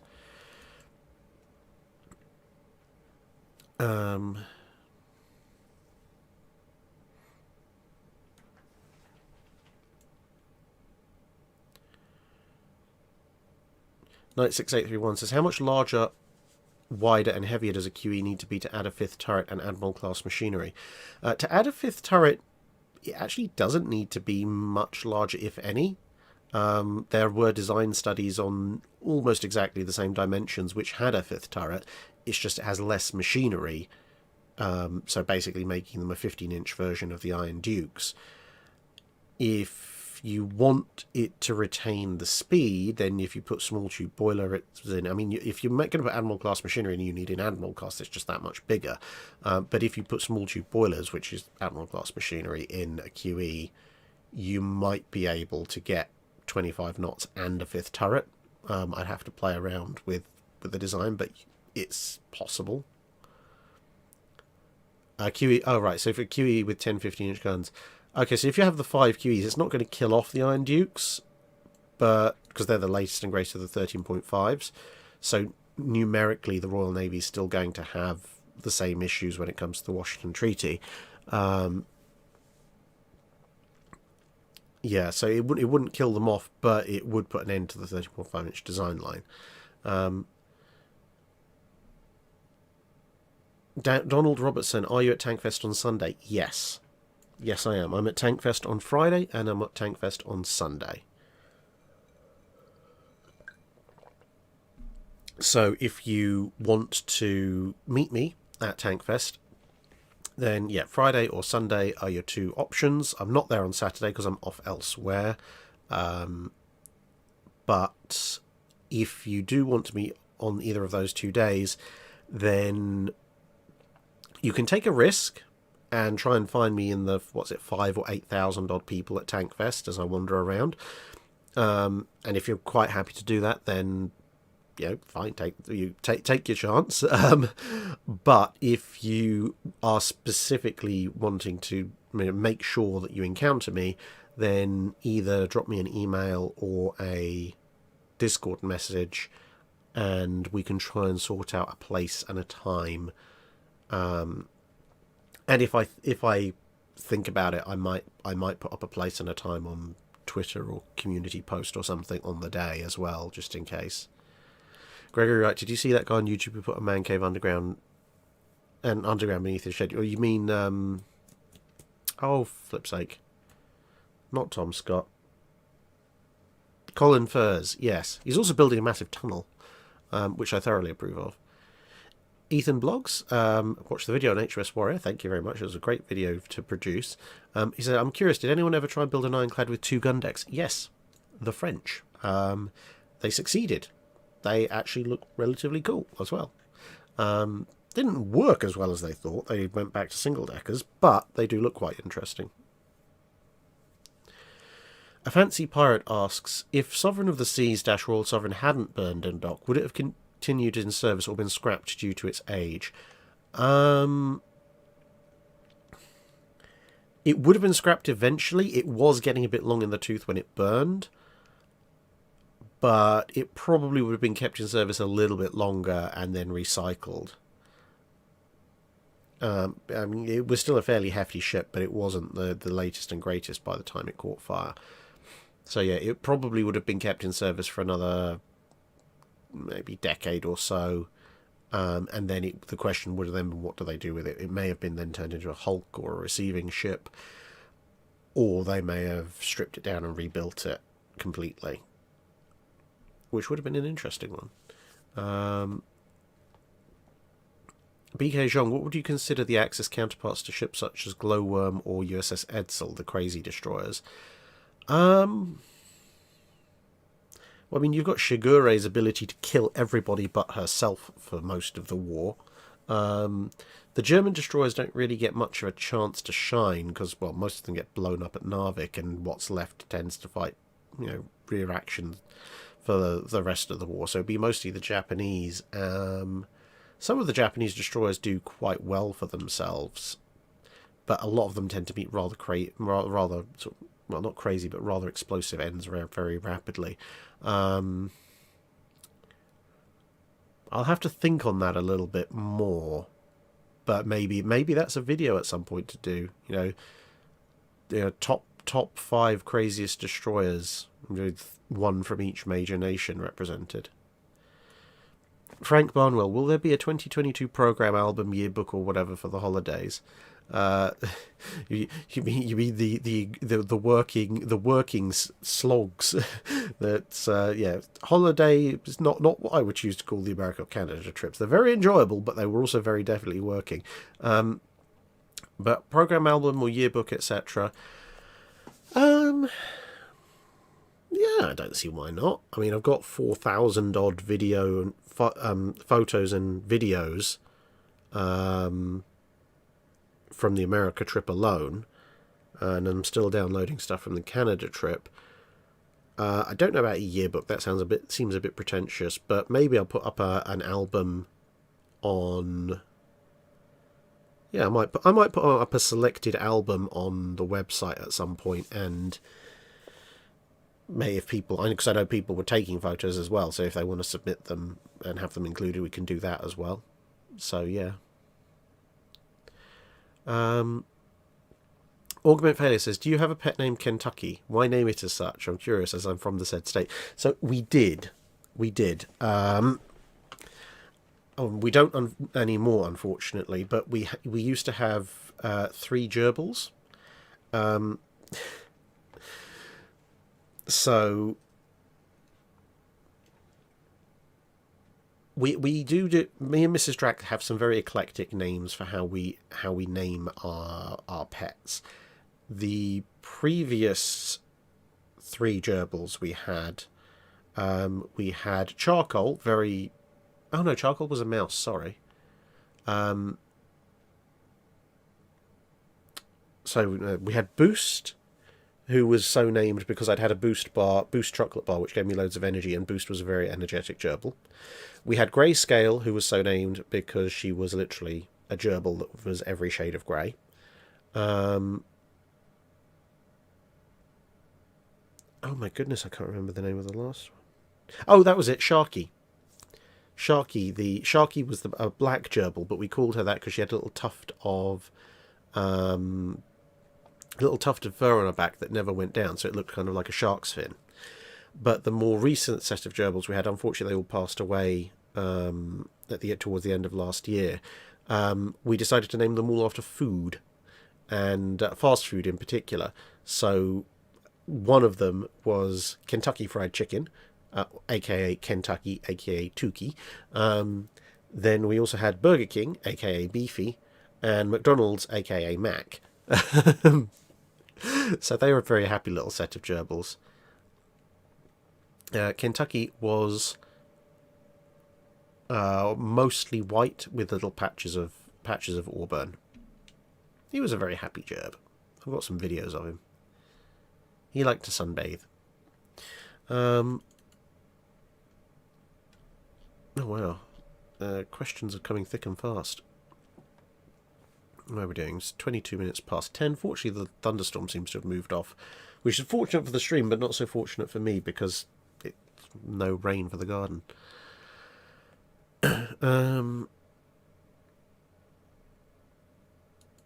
Eric Amborski asks, what are the circumstances in which a first-gen Dreadnought would be capable, however unlikely, of sinking a treaty or post-treaty fast battleship? Close-range combat. So first-gen Dreadnought, 12-inch guns, never going to catch a treaty or post-treaty fast battleship. But if you had a situation more akin to Surigao Strait or Second Night Action of Guadalcanal, Battle of Guadalcanal, basically, if you can get a first-gen Dreadnought down to under 10,000 yards, then 12-inch guns are just as likely to poke holes in most treaty or post-treaty ships' armour as the reverse is. And if they get the drop and get a decent salvo off, so say they've been modernised, then they can probably wreck a much, much later warship quickly enough to sink it before they get counter-batteried. Knight6831 says, why on earth would the Italians think they could rebuild the Conte di Cavour class Leonardo da Vinci when it blew up, rolled over and sank? Well, if you look at the images of the hull was, weirdly enough, mostly intact. It wasn't a blow the ship in two explosion. So I think for the Italians it was basically a case of they knew they couldn't afford to build a brand new ship. So if a good chunk of the ship was still reusable, then they would only have to rebuild a portion of a ship. So it was a bit of a reach, and obviously they gave it up eventually. But that was always a bit of an interesting one. I mean, then again, the Americans recovered ships that were arguably in a worse hull condition after Pearl Harbor and put them back in service. Jake Miller says, is there a ship fest? Not that I'm aware of.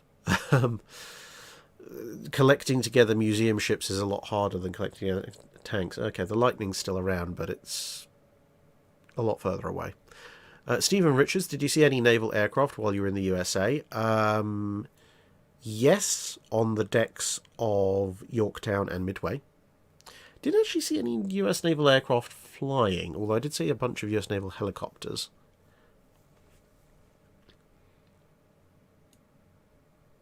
Chipper Corgi, do you know what portion of World War II era ships' weight or size is devoted to crew accommodations? Off the top of my head, proportionally, I wouldn't be able to tell you, but from plans, I can tell you that between storage for supplies for the crew, the various facilities for the crew, the accommodation for the crew, the mess decks for the crew, you're talking about excluding the magazines, you're talking about at least a good half of all the storage and at least two full decks worth of volume. David Wright asks, is it true the King George V class battleships had the best armour for a World War II battleship? I wouldn't say it's definitively true, but it's arguably in the top tier. To a degree, it depends on what range you're looking at, but you have three things to think about. You have absolute thickness, in which case it has the thickest armour bar a Yamato. You then have angle. It is slab-sided, admittedly. The US, like the Iowa, the South Dakotas, etc., they have sloped armour, so at longer ranges the US armour becomes more and more effective. Well, it becomes at long ranges the armour becomes more effective anyway because the shell's coming in at an angle, but the US armour becomes almost exponentially more effective because it has a pre-built angle going in. So at 10,000 yards, the US 12-inch armour, the angle doesn't afford them much of anything in the way of additional apparent thickness, whereas at 25,000 yards it does a fair bit. And then you also have material quality. Now, the material quality thing is a conundrum that people will argue about forever and a day, but it's broadly acknowledged that in terms of material, the alloy being used, because there are various trace elements introduced as well, British and German armour was as a material superior to anybody else's in World War II. By how much of a percentage is a completely, well, it's related, but it's a massive argument. Some people say, oh, it's only about 5% better. Others, including some fairly significant books, say 25% more effective, which, is the equivalent of another three and a bit inches of armour, which would theoretically make the King George V at their thickest equivalent to like 18.7 inches, which is just insane. And then all figures in between. And then, of course, you also have the differing values of, if in terms of armour effectiveness, the degree of face hardening. So the British, for their battleship armour, did have the ratio of face hardening to soft backing relatively good. They have some of the best material quality, and they have some of the best overall thickness, but it's not angled. Yamato is both thicker and more angled, but the material quality is not necessarily as good. There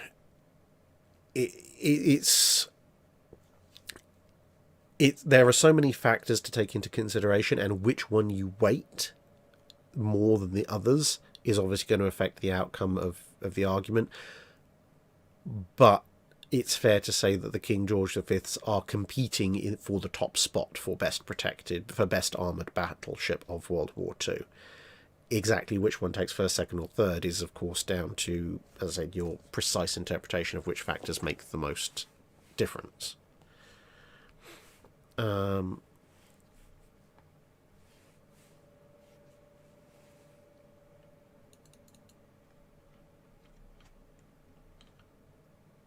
Dr. Clark, Dan Freeman said, will you be wearing an HMCS hider or similar hats to aid people in finding you? Oh, I have a wide range of hats now I can take, can't I? Well, assuming that the weather is... Actually, what is the long-range weather forecast? Because Tankfest isn't too far away now. It's the 25th. Weather forecast 24th is the Friday. And we want Bovington. So the weather forecast for... Where are we? No, we're not... Why have you... April? Stupid thing. April 24th. So it's predicting... Where are we now? In the 18th. So it's predicting slightly cooler than now. Scattered showers and sun. Yeah, I might as well wear a sun hat at that point. So, which hat shall I take?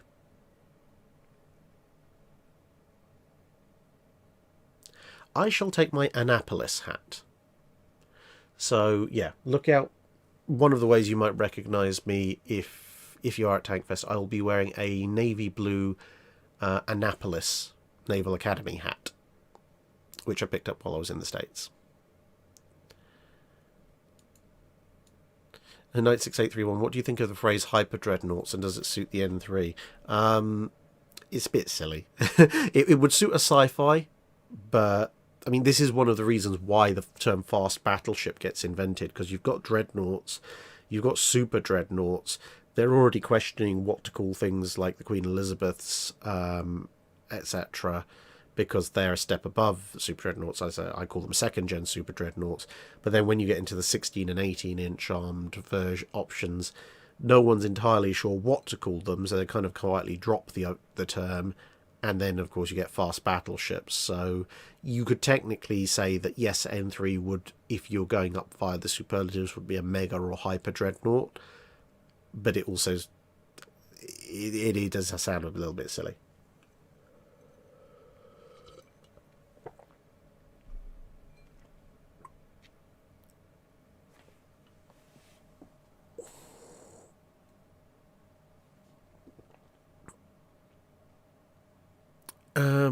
Ramal, did the Royal Navy learn or adopt the US Navy at-sea replenishment techniques or systems, or did they create and have their own methods? Yeah, they did copy the side-by-side method that the US Navy was using when they got into the Pacific. Yeah, Martinsky, yeah, I would have been there Saturday, but I also then got an offer I couldn't refuse for Saturday, which is going to be fun because it means I have to do an awful lot of driving Friday night after Tankfest, and then an awful lot of driving Saturday night to get back to Tankfest, but it's going to be worth it.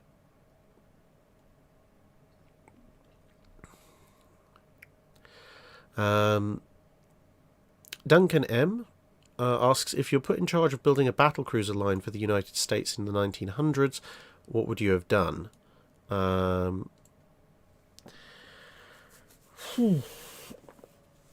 What would I have done? I mean, the US had a fairly creditable Wyoming derivative battlecruiser. I think it was basically, if I remember off the top of my head, it was reduce it down to four turrets, so 4 twin 12s. Change the hull layout a little bit and add more machinery for speed. That would have been a really nice combination of that would have been a really nice ship to build. The main problem is, if I'm put in charge of building a battlecruiser line, you have to, because the US Navy doesn't have the budget, you have to choose which ships do you not have. So which battleships do you not have in particular years, because you're going to have to build battlecruisers instead of capital ships. At which point, my temptation would be, well, you've got the Wyoming derivative, so that obviously comes immediately after. You need Texas and New York as your stopover into 14-inch. At which point, I'd probably be tempted to then have Nevada and Oklahoma as battle cruisers, because you've established the 14-inch, and then you can use the battle cruisers Nevada and Oklahoma, or equivalent names, to test out the triple and twin 14-inch. Instead of putting them on a standard battleship. And then that means when you then build the Pennsylvanias, your standard battle line is all 4 triple 14s, at least until you get to the Colorados. I don't know what when would you... I mean, the floodgates start to open in terms of funding with the Colorado, so maybe then the next set would be a Colorado-derived battlecruiser, which probably would be a 3 twin 16 elongated Colorado to make Colorados there, to make a battlecruiser there. So that's keeping within realistic UN budgets, so USN budgets. So you've got 2 Colorados and 2 battlecruisers being built.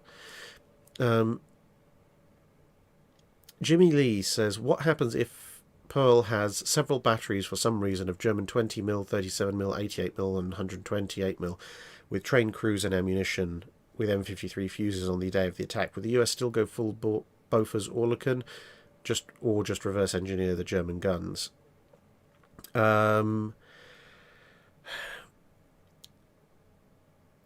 For the 20 mil, either or. I mean, the Orlikon is technically somewhat superior to the 20 mil that the Germans have available in 41, but the difference is not that great. And you have the flak veering mount ready to go, so if for some magical reason they have those things available, they might just reverse engineer the flak veering and go with that. The 37mm, no, there's no way the US is ever going to use the absolute pathetic excuse for a 37mm that is present in 1941 Kriegsmarine AA batteries. They're definitely going 40mm Bofors. The 88mm,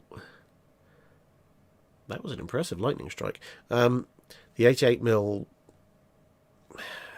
it sits in an awkward place. The US, I mean, they've got old 3-inchers lying around as second line AA guns, but they don't really have a place for it. The 128, they've got the 5-inch 38. In 1941, the Germans don't have a navalized AA 128. They've got the 105s, but the 128s are anti-surface only. They would work on a 127-128mm AA gun later on, but if we're talking about 1941, then no, the 5-inch 38 is still going to dominate.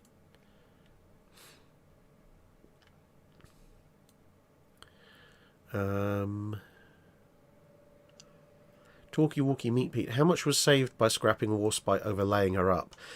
It depends. If they'd mothballed her in ideas of putting her into a museum much, much later on, probably a few tens of thousands of pounds. Yeah, not on tremendous amount.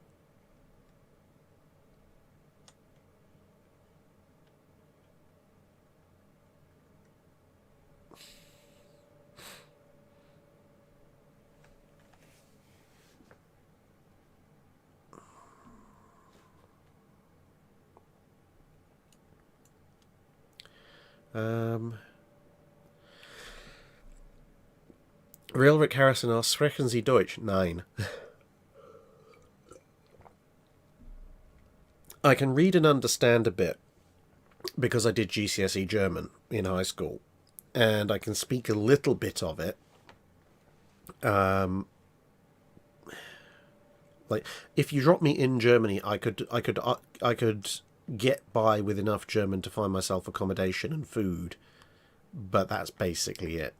Although, weirdly enough, the one thing I have managed to pick up in all the various languages people over time have tried to speak me is numbers. So I can count basically infinitely in French, German, and Spanish very quickly. Although French is very weird once you get into the sort of 70s and 80s, but never mind.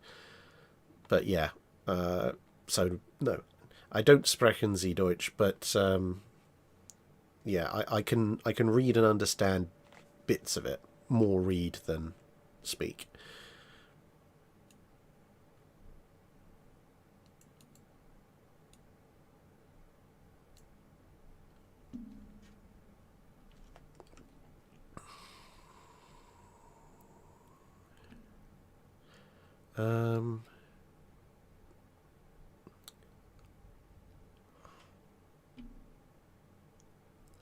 Fanderson UFO, 2 different sets of 3 gerbils.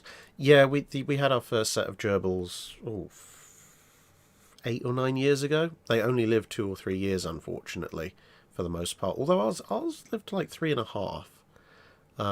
So yeah, we had one set, and then we had a bit of a break, and then we had a second set. The second set we didn't have for as long because they were rescues. So they were already like a year old when we got them.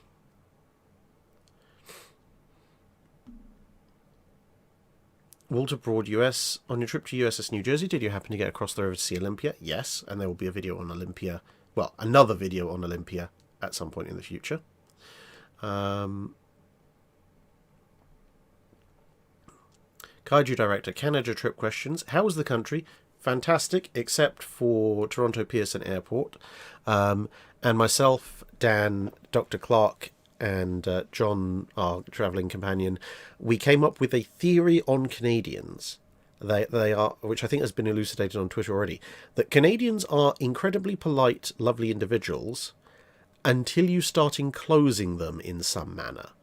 The minute you enclose them in something, whether it be a tight-fitting uniform, a tank, an aircraft, or a motor vehicle, they become berserkers.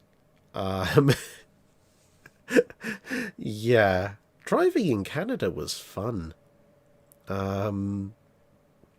Also, much like Americans, the Canadians appear to view most speed limits as advisory only.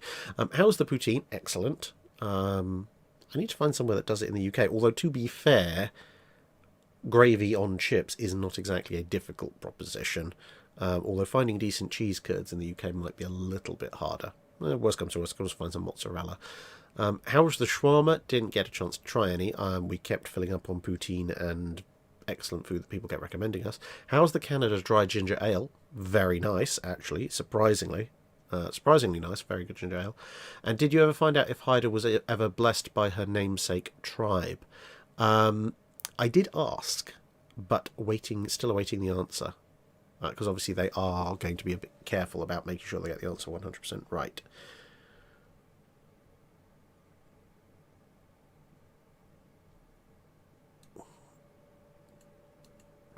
Aluminium fence. Wouldn't you and Mrs. Drac like to have a nice cat? Oh, I've had some bad experiences with cats. I don't begrudge other people with cats, but I think, yeah, not in this house. Not in this house. I have a slight moral objection to cats on principle, mostly because in the UK an unfortunate number of people seem to believe that letting their cats wander around outside at will is entirely fine, and cats cut an absolute swathe through the native populations of, well, pretty much everything up to and including birds, which I really, really, really don't like, because the British wildlife is on the ropes that it is without a bunch of killer invasive species murdering their way through the local wildlife and rodent population. I like to encourage things like hedgehogs and songbirds and stuff in the garden, and so therefore I deeply resent it when I spot the local neighbourhood moggy trying to make meals out of them all. If you're going to have a cat, in my opinion, either have a house cat and commensurately have a house large enough to have a house cat, because I also don't believe in confining them in small areas cruelly. But if you are going to let them out, then, do your best to make sure they can't just murder everything in sight, whether that be bells or whatever other method. But, yeah, also, in this house there's far too many things to knock over.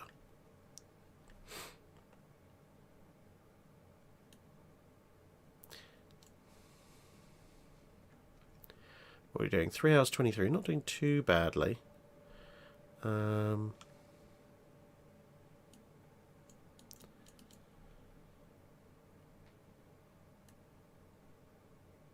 Yeah, aluminium fence. Oh yeah, that reminds me, my pizza's getting cold. But yeah, I need to find a local neighbourhood pizza shop that does good pizza.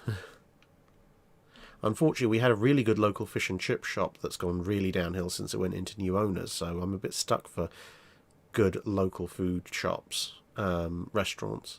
There's a decent local Indian food shop.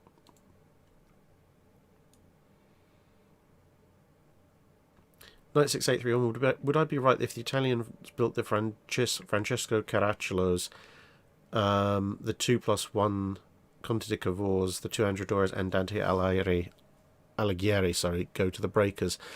They'd obviously give up on Leonardo da Vinci. If they built all 4 Caracciolos, then yes, they probably would scrap everything. If they built 2, then they'd probably keep the Cavours. And the Dorias and Alighieri would go to the scrapyards.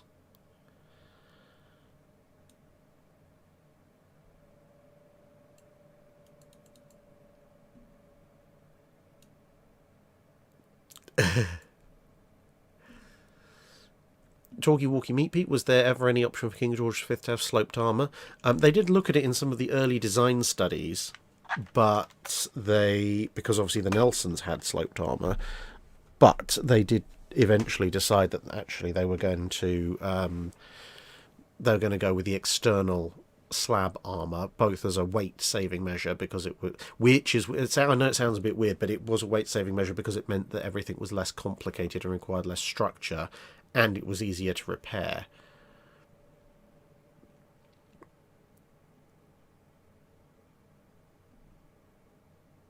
Jimmy Jams, how hard would it have been to sink the gigantic aircraft carrier made of ice that they tried to make in World War II? That was Project Habakkuk.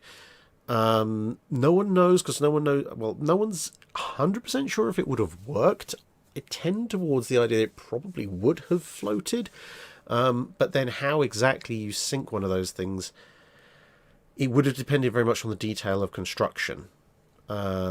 Because obviously no one's made a giant ice ship before, but so there are potential ways of building it where it would have floated, but also it could have had major flaws, so that a single torpedo might have caused it to break in half. But there are also ways of building it with girder reinforcement and such that you could basically sit there and unload an entire Type 7's torpedo battery into it, and it wouldn't really change all that much.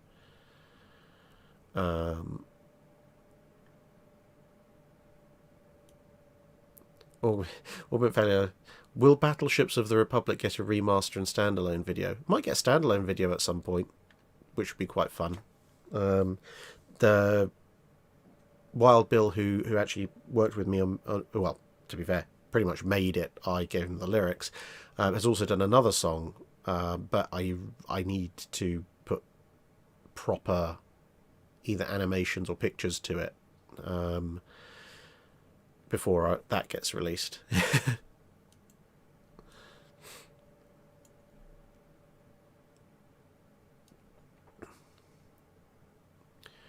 Nozadormu89 asks, excuse me, I've noticed a lot of ships have a walkway built over the stern or some kind of grate over the stern too. What are these walkways or grates for?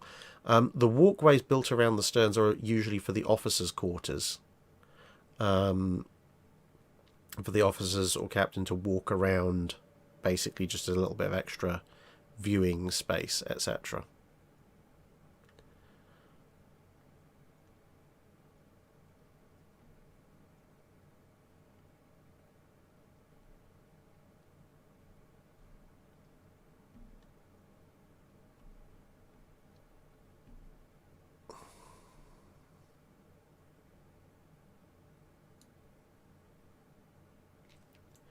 Colin Yancey says, is your Saturday obligation something we'll be seeing on YouTube eventually? This is for the Saturday when I would have otherwise been at Tankfest. Yes, it is.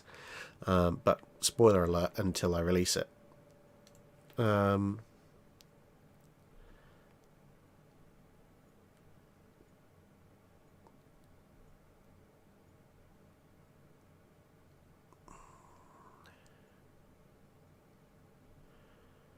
Okay, so we're coming up to 3.5 hours. So I'm probably going to call it soon-ish, because I'm also running out of drink, which is very important when you've got allergies and so forth. And the pizza's probably stone cold. Well, I say stone cold, it's still 22 degrees Celsius in here. I'd hate to think what it's... Actually, it's probably cooler out there by now. It's been dark for a while.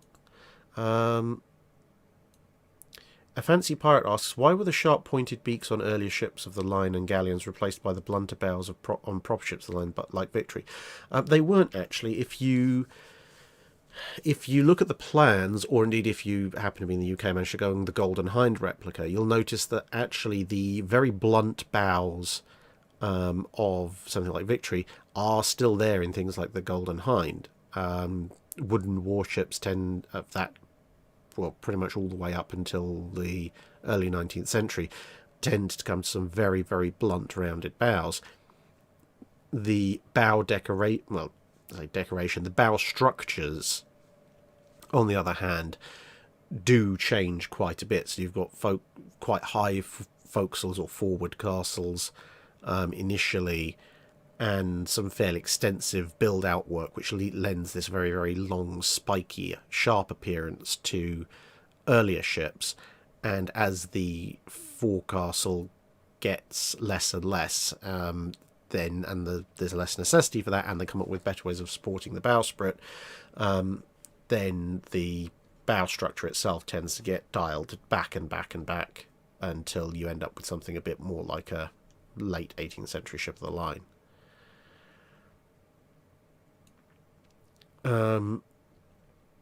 Ramal asks, thoughts on US Navy oil tankers in World War II? Are they good enough to serve and refuel combat vessels at sea or in anchorages? It depends on the type. If you're looking at the Cimarrons, which Neosho is one of, they're the fast fleet oilers. They can keep up with the fleet generally and refuel vessels at sea, but there is also a whole swathe of smaller, slower tankers which can really only refuel at anchorages. Jake Miller asks, what's the personal meaning of the flags behind you? Well, it's Bravo Zulu, BZ. No, yes, they're not hanging vertically, but that's just... The problem is, if there's no wind for them to blow in, then I have to hang them down, otherwise people can't tell what they are. Or I have to pin them, which I don't want to do.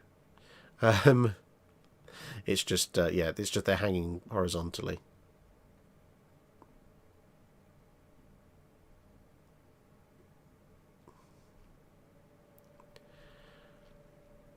Okay, so it's just done a massive skip. So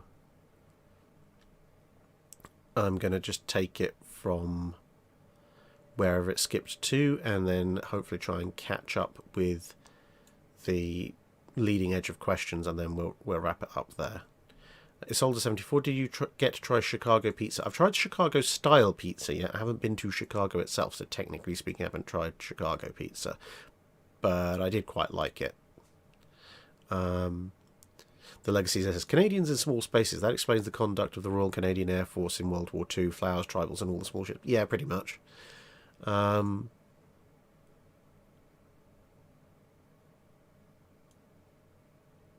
Seneca Nero, if in the naval treaty there was no building holiday until 3 years later, so 25, how would that change the fleets? So if there's no building holiday, then the Japanese, well, assuming that, that's a good. I mean, assuming there's no building holiday, if we assume that they are still going to do the carrier conversions, Amagi, Akagi, Lexington, and Saratoga, and then obviously Amagi being hit by the Kanto earthquake and Kaga taking her place.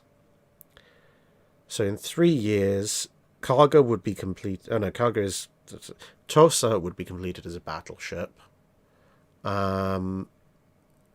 I think in that time, Atago and Takao, which would have been the third and fourth Amagis, probably would be on their way.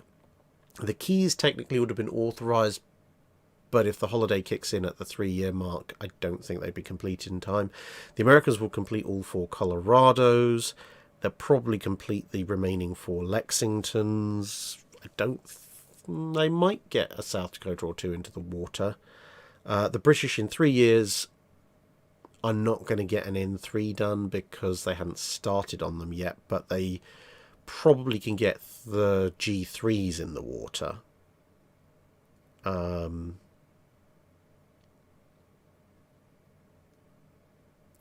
Which are going to need some very interesting choices for all of the navies when it comes to scrapping things later on. What do you scrap at the lower end of things come the London Naval Treaty?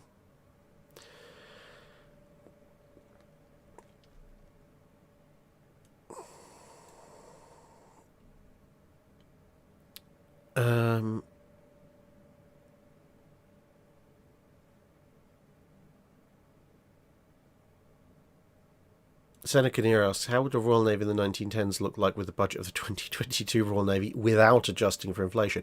Without adjusting for inflation, it would just be insane. I mean, wartime spending on the Royal Navy in World War One was measured in the hundreds of millions of pounds, and in the budget pre-war was in the tens of millions of pounds.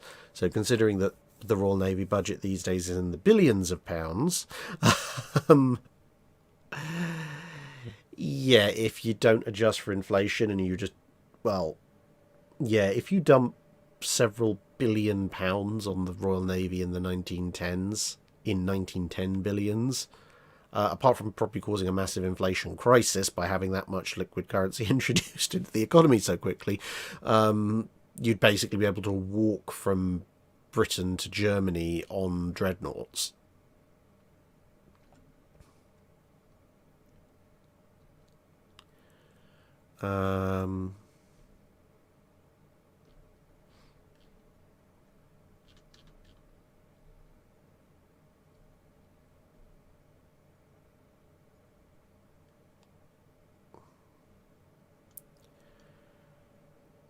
Nozdrom 89. The gratings. If what I'm thinking by gratings, if what you're referring to is kind of these almost small wing-like protuberances either side of ships. Certain ships, mostly destroyers, sometimes cruisers. Those are actually propeller guards, because the hull is narrowing down quickly enough that the propellers actually extrude beyond the hull. So the idea of those propeller guard gratings is so that and you see them on subs as well, is so that if the ship is coming up to more against something solid like a quayside, then that means you're not going to run your propellers straight into concrete or stone and destroy things.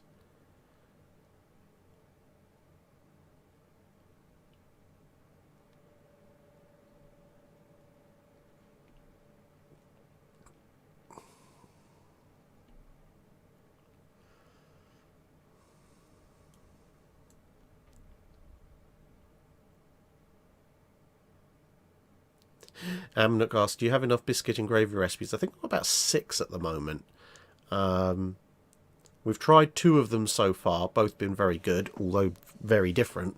So we're working our way through the biscuit and gravy recipes. I've also made about 4 different types of cornbread, of which 2 are emerging as very strong favourites. Although, to be fair, one of them involves honey, so that wasn't exactly a massive surprise.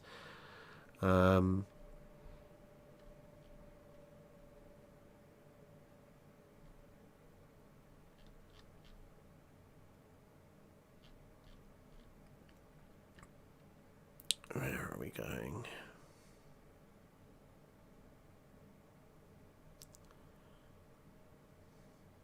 Sean Riley asks, what would the second Glaton, if refitted and returned to Norway, do at the Battle of Drydock Sound? Probably similar to what Norge and Eidsvold tried to do, with the exception that with its hilarious torpedo bulges, when the German destroyers torpedo it, it's just going to sit there and go, that's nice. Now watch me fire extremely high velocity 9.2-inch guns at you. And 6-inch guns. If Gorgon was the survivor, so if Gorgon had been returned to the Norwegians and had been sitting there with Norge and Eidsvold, she probably could have laid waste to at least a couple of German destroyers. I mean, eventually they could have plastered her with gunfire, hit her with more torpedoes and so forth, but yeah, she could have really done a number on them before going down. Which would have been really fun to see, actually. Obviously not from the German perspective, but from everybody else's perspective, it would have been very funny to watch. Although, at the same time, given the weather, the Germans could have just sailed past her, because 12 knots, she's not going anywhere fast.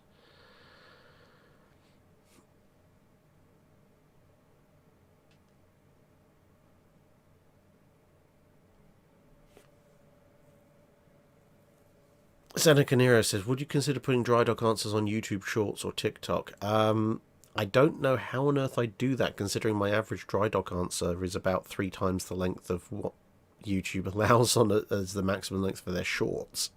I suppose I could try some YouTube Shorts of like really common questions. Like, what are the diagonal pipes on HMS Dreadnought or something like that. But yeah, it would be I don't think it's a format that really suits the channel, outside of some very basic stuff. Jake Miller says, any reason why B and Z for Bravo Zulu? That's because it's the Royal Navy signal that means well done. I didn't have that up until an ex-Royal Navy officer gave me a very heartfelt Bravo Zulu for a video I'd done, at which point I was like, I feel I've earned this. um, 96831, wouldn't a Montana-sized ship have been a better option than an 85,000-ton Super Lion? It depends what your 85,000-ton Super Lion is. Is it the 2 triple forward auto-loading 16-inch version? Is it the 12-inch thick deck armor bomb-proof version? When you get up into the upper end of things, the Super Lion Dash Battleship 1945 designs were a little bit crazy and very diverse.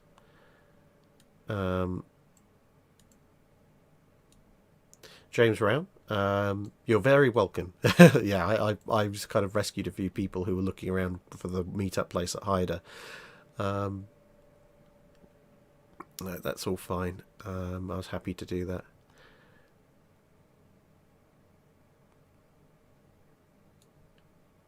Right.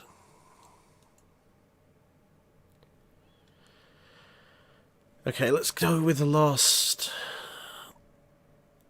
4 questions.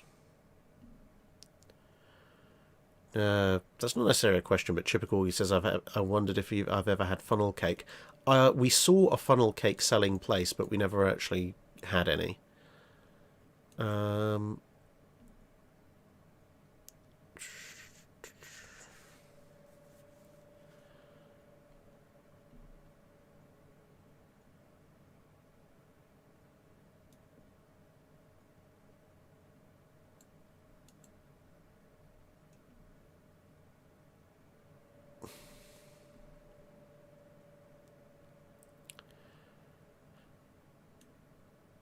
Okay, so coming in at number 4, Eric Amborski.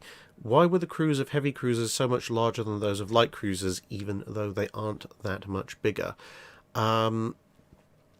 Usually for a mixture of reasons. The 8-inch guns usually require slightly more people to man. Heavy cruisers, depending on the nation, but especially American heavy cruisers, often had relatively huge flight crews because they had a lot of scouting aircraft equipped. They were I'm trying to think what else. Most heavy cruisers also usually tended to have a slightly heavier anti-aircraft armament. I mean, obviously this doesn't hold true all the time. So if you compare the crew of, say, a Brooklyn class versus a York class, it's going to be a different story. But yeah, generally the AA batteries, aircraft complements, and manning requirements for 8-inch guns would usually slightly higher demand areas than those equipped on general light cruisers.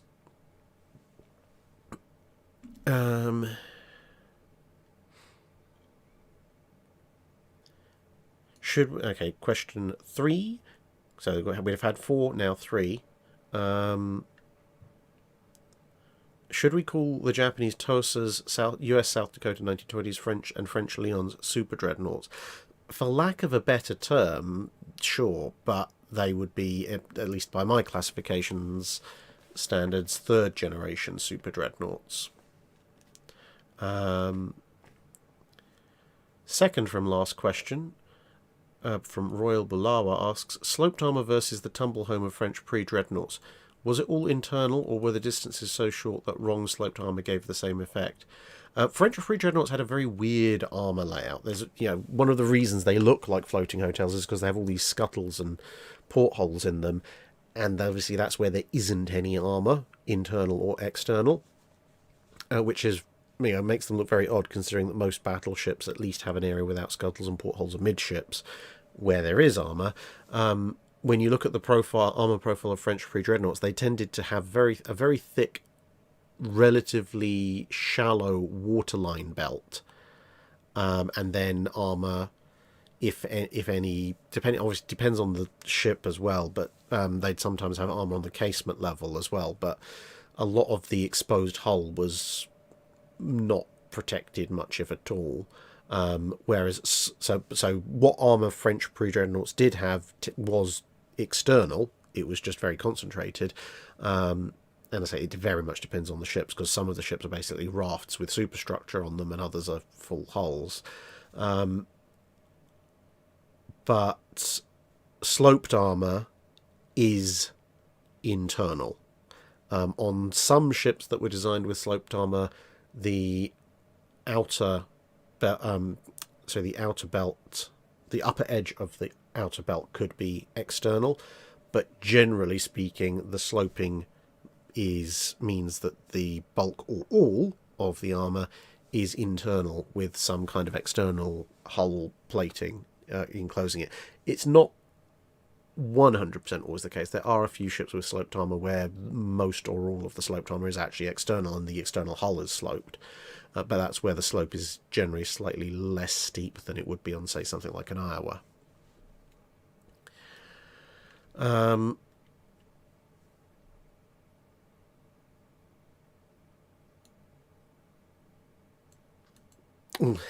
Not a question, but Walter Broad, yes, yeah. Imagine if I had Mrs. Drax sitting with me.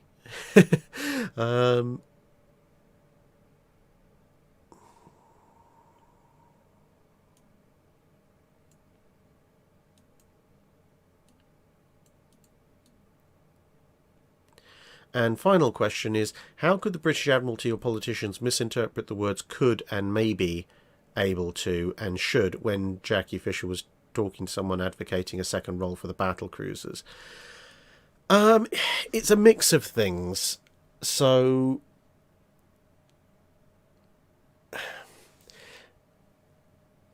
Admiral Fisher has many strengths, or had many strengths, but also had many weaknesses.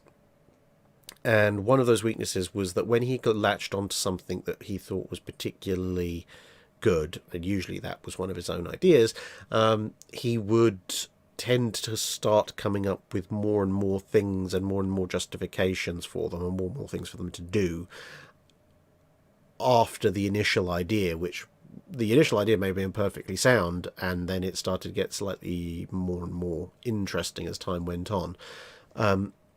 Coupled with the fact that, so that's one side of things. As time went on, he went from the Dreadnought armoured cruiser and the Dreadnought to the Dreadnought armoured cruiser should replace the Dreadnought, which obviously then becomes the battle cruiser, to we should combine the battle cruiser and the Dreadnought. Basically, we should invent the fast battleship, which in and of itself isn't a bad idea. Some of the, I think design X4 basically was a very, very, very early fast battleship, because it, in theory, could have been the follow-on to Dreadnought herself, and was basically a fusion ship. But yeah, when it became clear that he was going to have battle cruisers and battleships separate, he kept on with the advocacy for the battle cruisers, but in ways that were perhaps a little bit not quite so advisable. So for some, sometimes people bring up the quote that he said, which is speed is armour. And they say, oh, well, this is obviously ridiculous. How is speed supposed to protect you from a shell going at Mach 2? And that's not really the point. The point was, at the time that he at least initially said that, he actually had a valid point. By the 1910s, not so much. But when he initially came up with the saying in the mid-1900s, there was a relatively valid point in that ships operating at the ranges people were expecting to fight in the mid-1900s, especially battleships, the fire control systems and turret turning systems of the ships physically couldn't track ships above a certain speed, or had great difficulty in doing so. And therefore, at the time that Invincible was launched against a great many capital ships, her speed was armour because she would be moving too fast for them to be able to track and hit her. The problem was, as ranges increase, even if your turret rotation and fire control direction rotation don't increase, which they did, but even if they hadn't, the distance you have to travel at 20,000 yards to outpace something that can turn at, let's say, 3 degrees a second, is much, much, much, much further than the distance you have to travel to outpace that same turning of 3 degrees per second at 5,000 yards. So speed was no longer armor unless you went insanely fast, and you weren't going to be able to do that. And the other problem was that in some ways the battle cruisers ended up in the battle cruiser fleet and facing off against like vessels for two reasons. One, the Germans built like vessels, and therefore that was the only way to face off against them, because if you sent battleships, the German battle cruisers could evade them and set up the battle at whatever range they wanted, and you couldn't decline engagement. And if you sent in cruisers, the battle cruisers would eat them alive. So the only way to fight battle cruisers was with other battle cruisers. But secondly, the battle cruisers turned out to be a bit too good at their own jobs. So, as I mentioned in the video on Friday, they had initially mostly been deployed overseas looking to hunt down enemy cruisers, but they hunted down all the enemy cruisers, and then there wasn't any enemy to hunt anymore, at which point they had to come back to the fleet. And if they're going to come back to the fleet, well, what you're going to do, you put them in the fleet screen, which is what the battle cruiser fleet was for. And then they run into the enemy battle cruisers and get back to square one again. So, yeah, that's that. That's a very short version of what's probably an essay in and of itself, how the battle cruisers ended up in places where they started going boom. Anyway, that I think probably wraps up in total. Thank you very much, everybody, for coming to listen to this somewhat delayed Patreon Drydock, and I do apologise if I've missed your question. I apologise, but there are only so many questions I could answer in one of these things, and as I say, I'm coming down off of a rather nasty hay fever attack and so forth, so hence the voice and so on and so forth compared to normal. I'll do my best to figure out where the heck the ring light has gone so we can have some better lighting next time. It is an absolute mystery to me, because I've looked in all the usual places it might be nearby and it's not there. So we shall find. Yep. So once again, if you are at Tankfest on Friday the 24th or Sunday the 26th, you feel free to try and find me, or feel free to try and message me ahead of time to work out a time and place to meet up. I'm entirely happy to do that. And I think that's basically it for today. Now it's time to have some slightly cold or possibly badly warmed up pizza. And thank you for purging the bots. You know you've arrived when the bots think that your stream is good enough to spam. There you go. Anyway, see you all. Bye.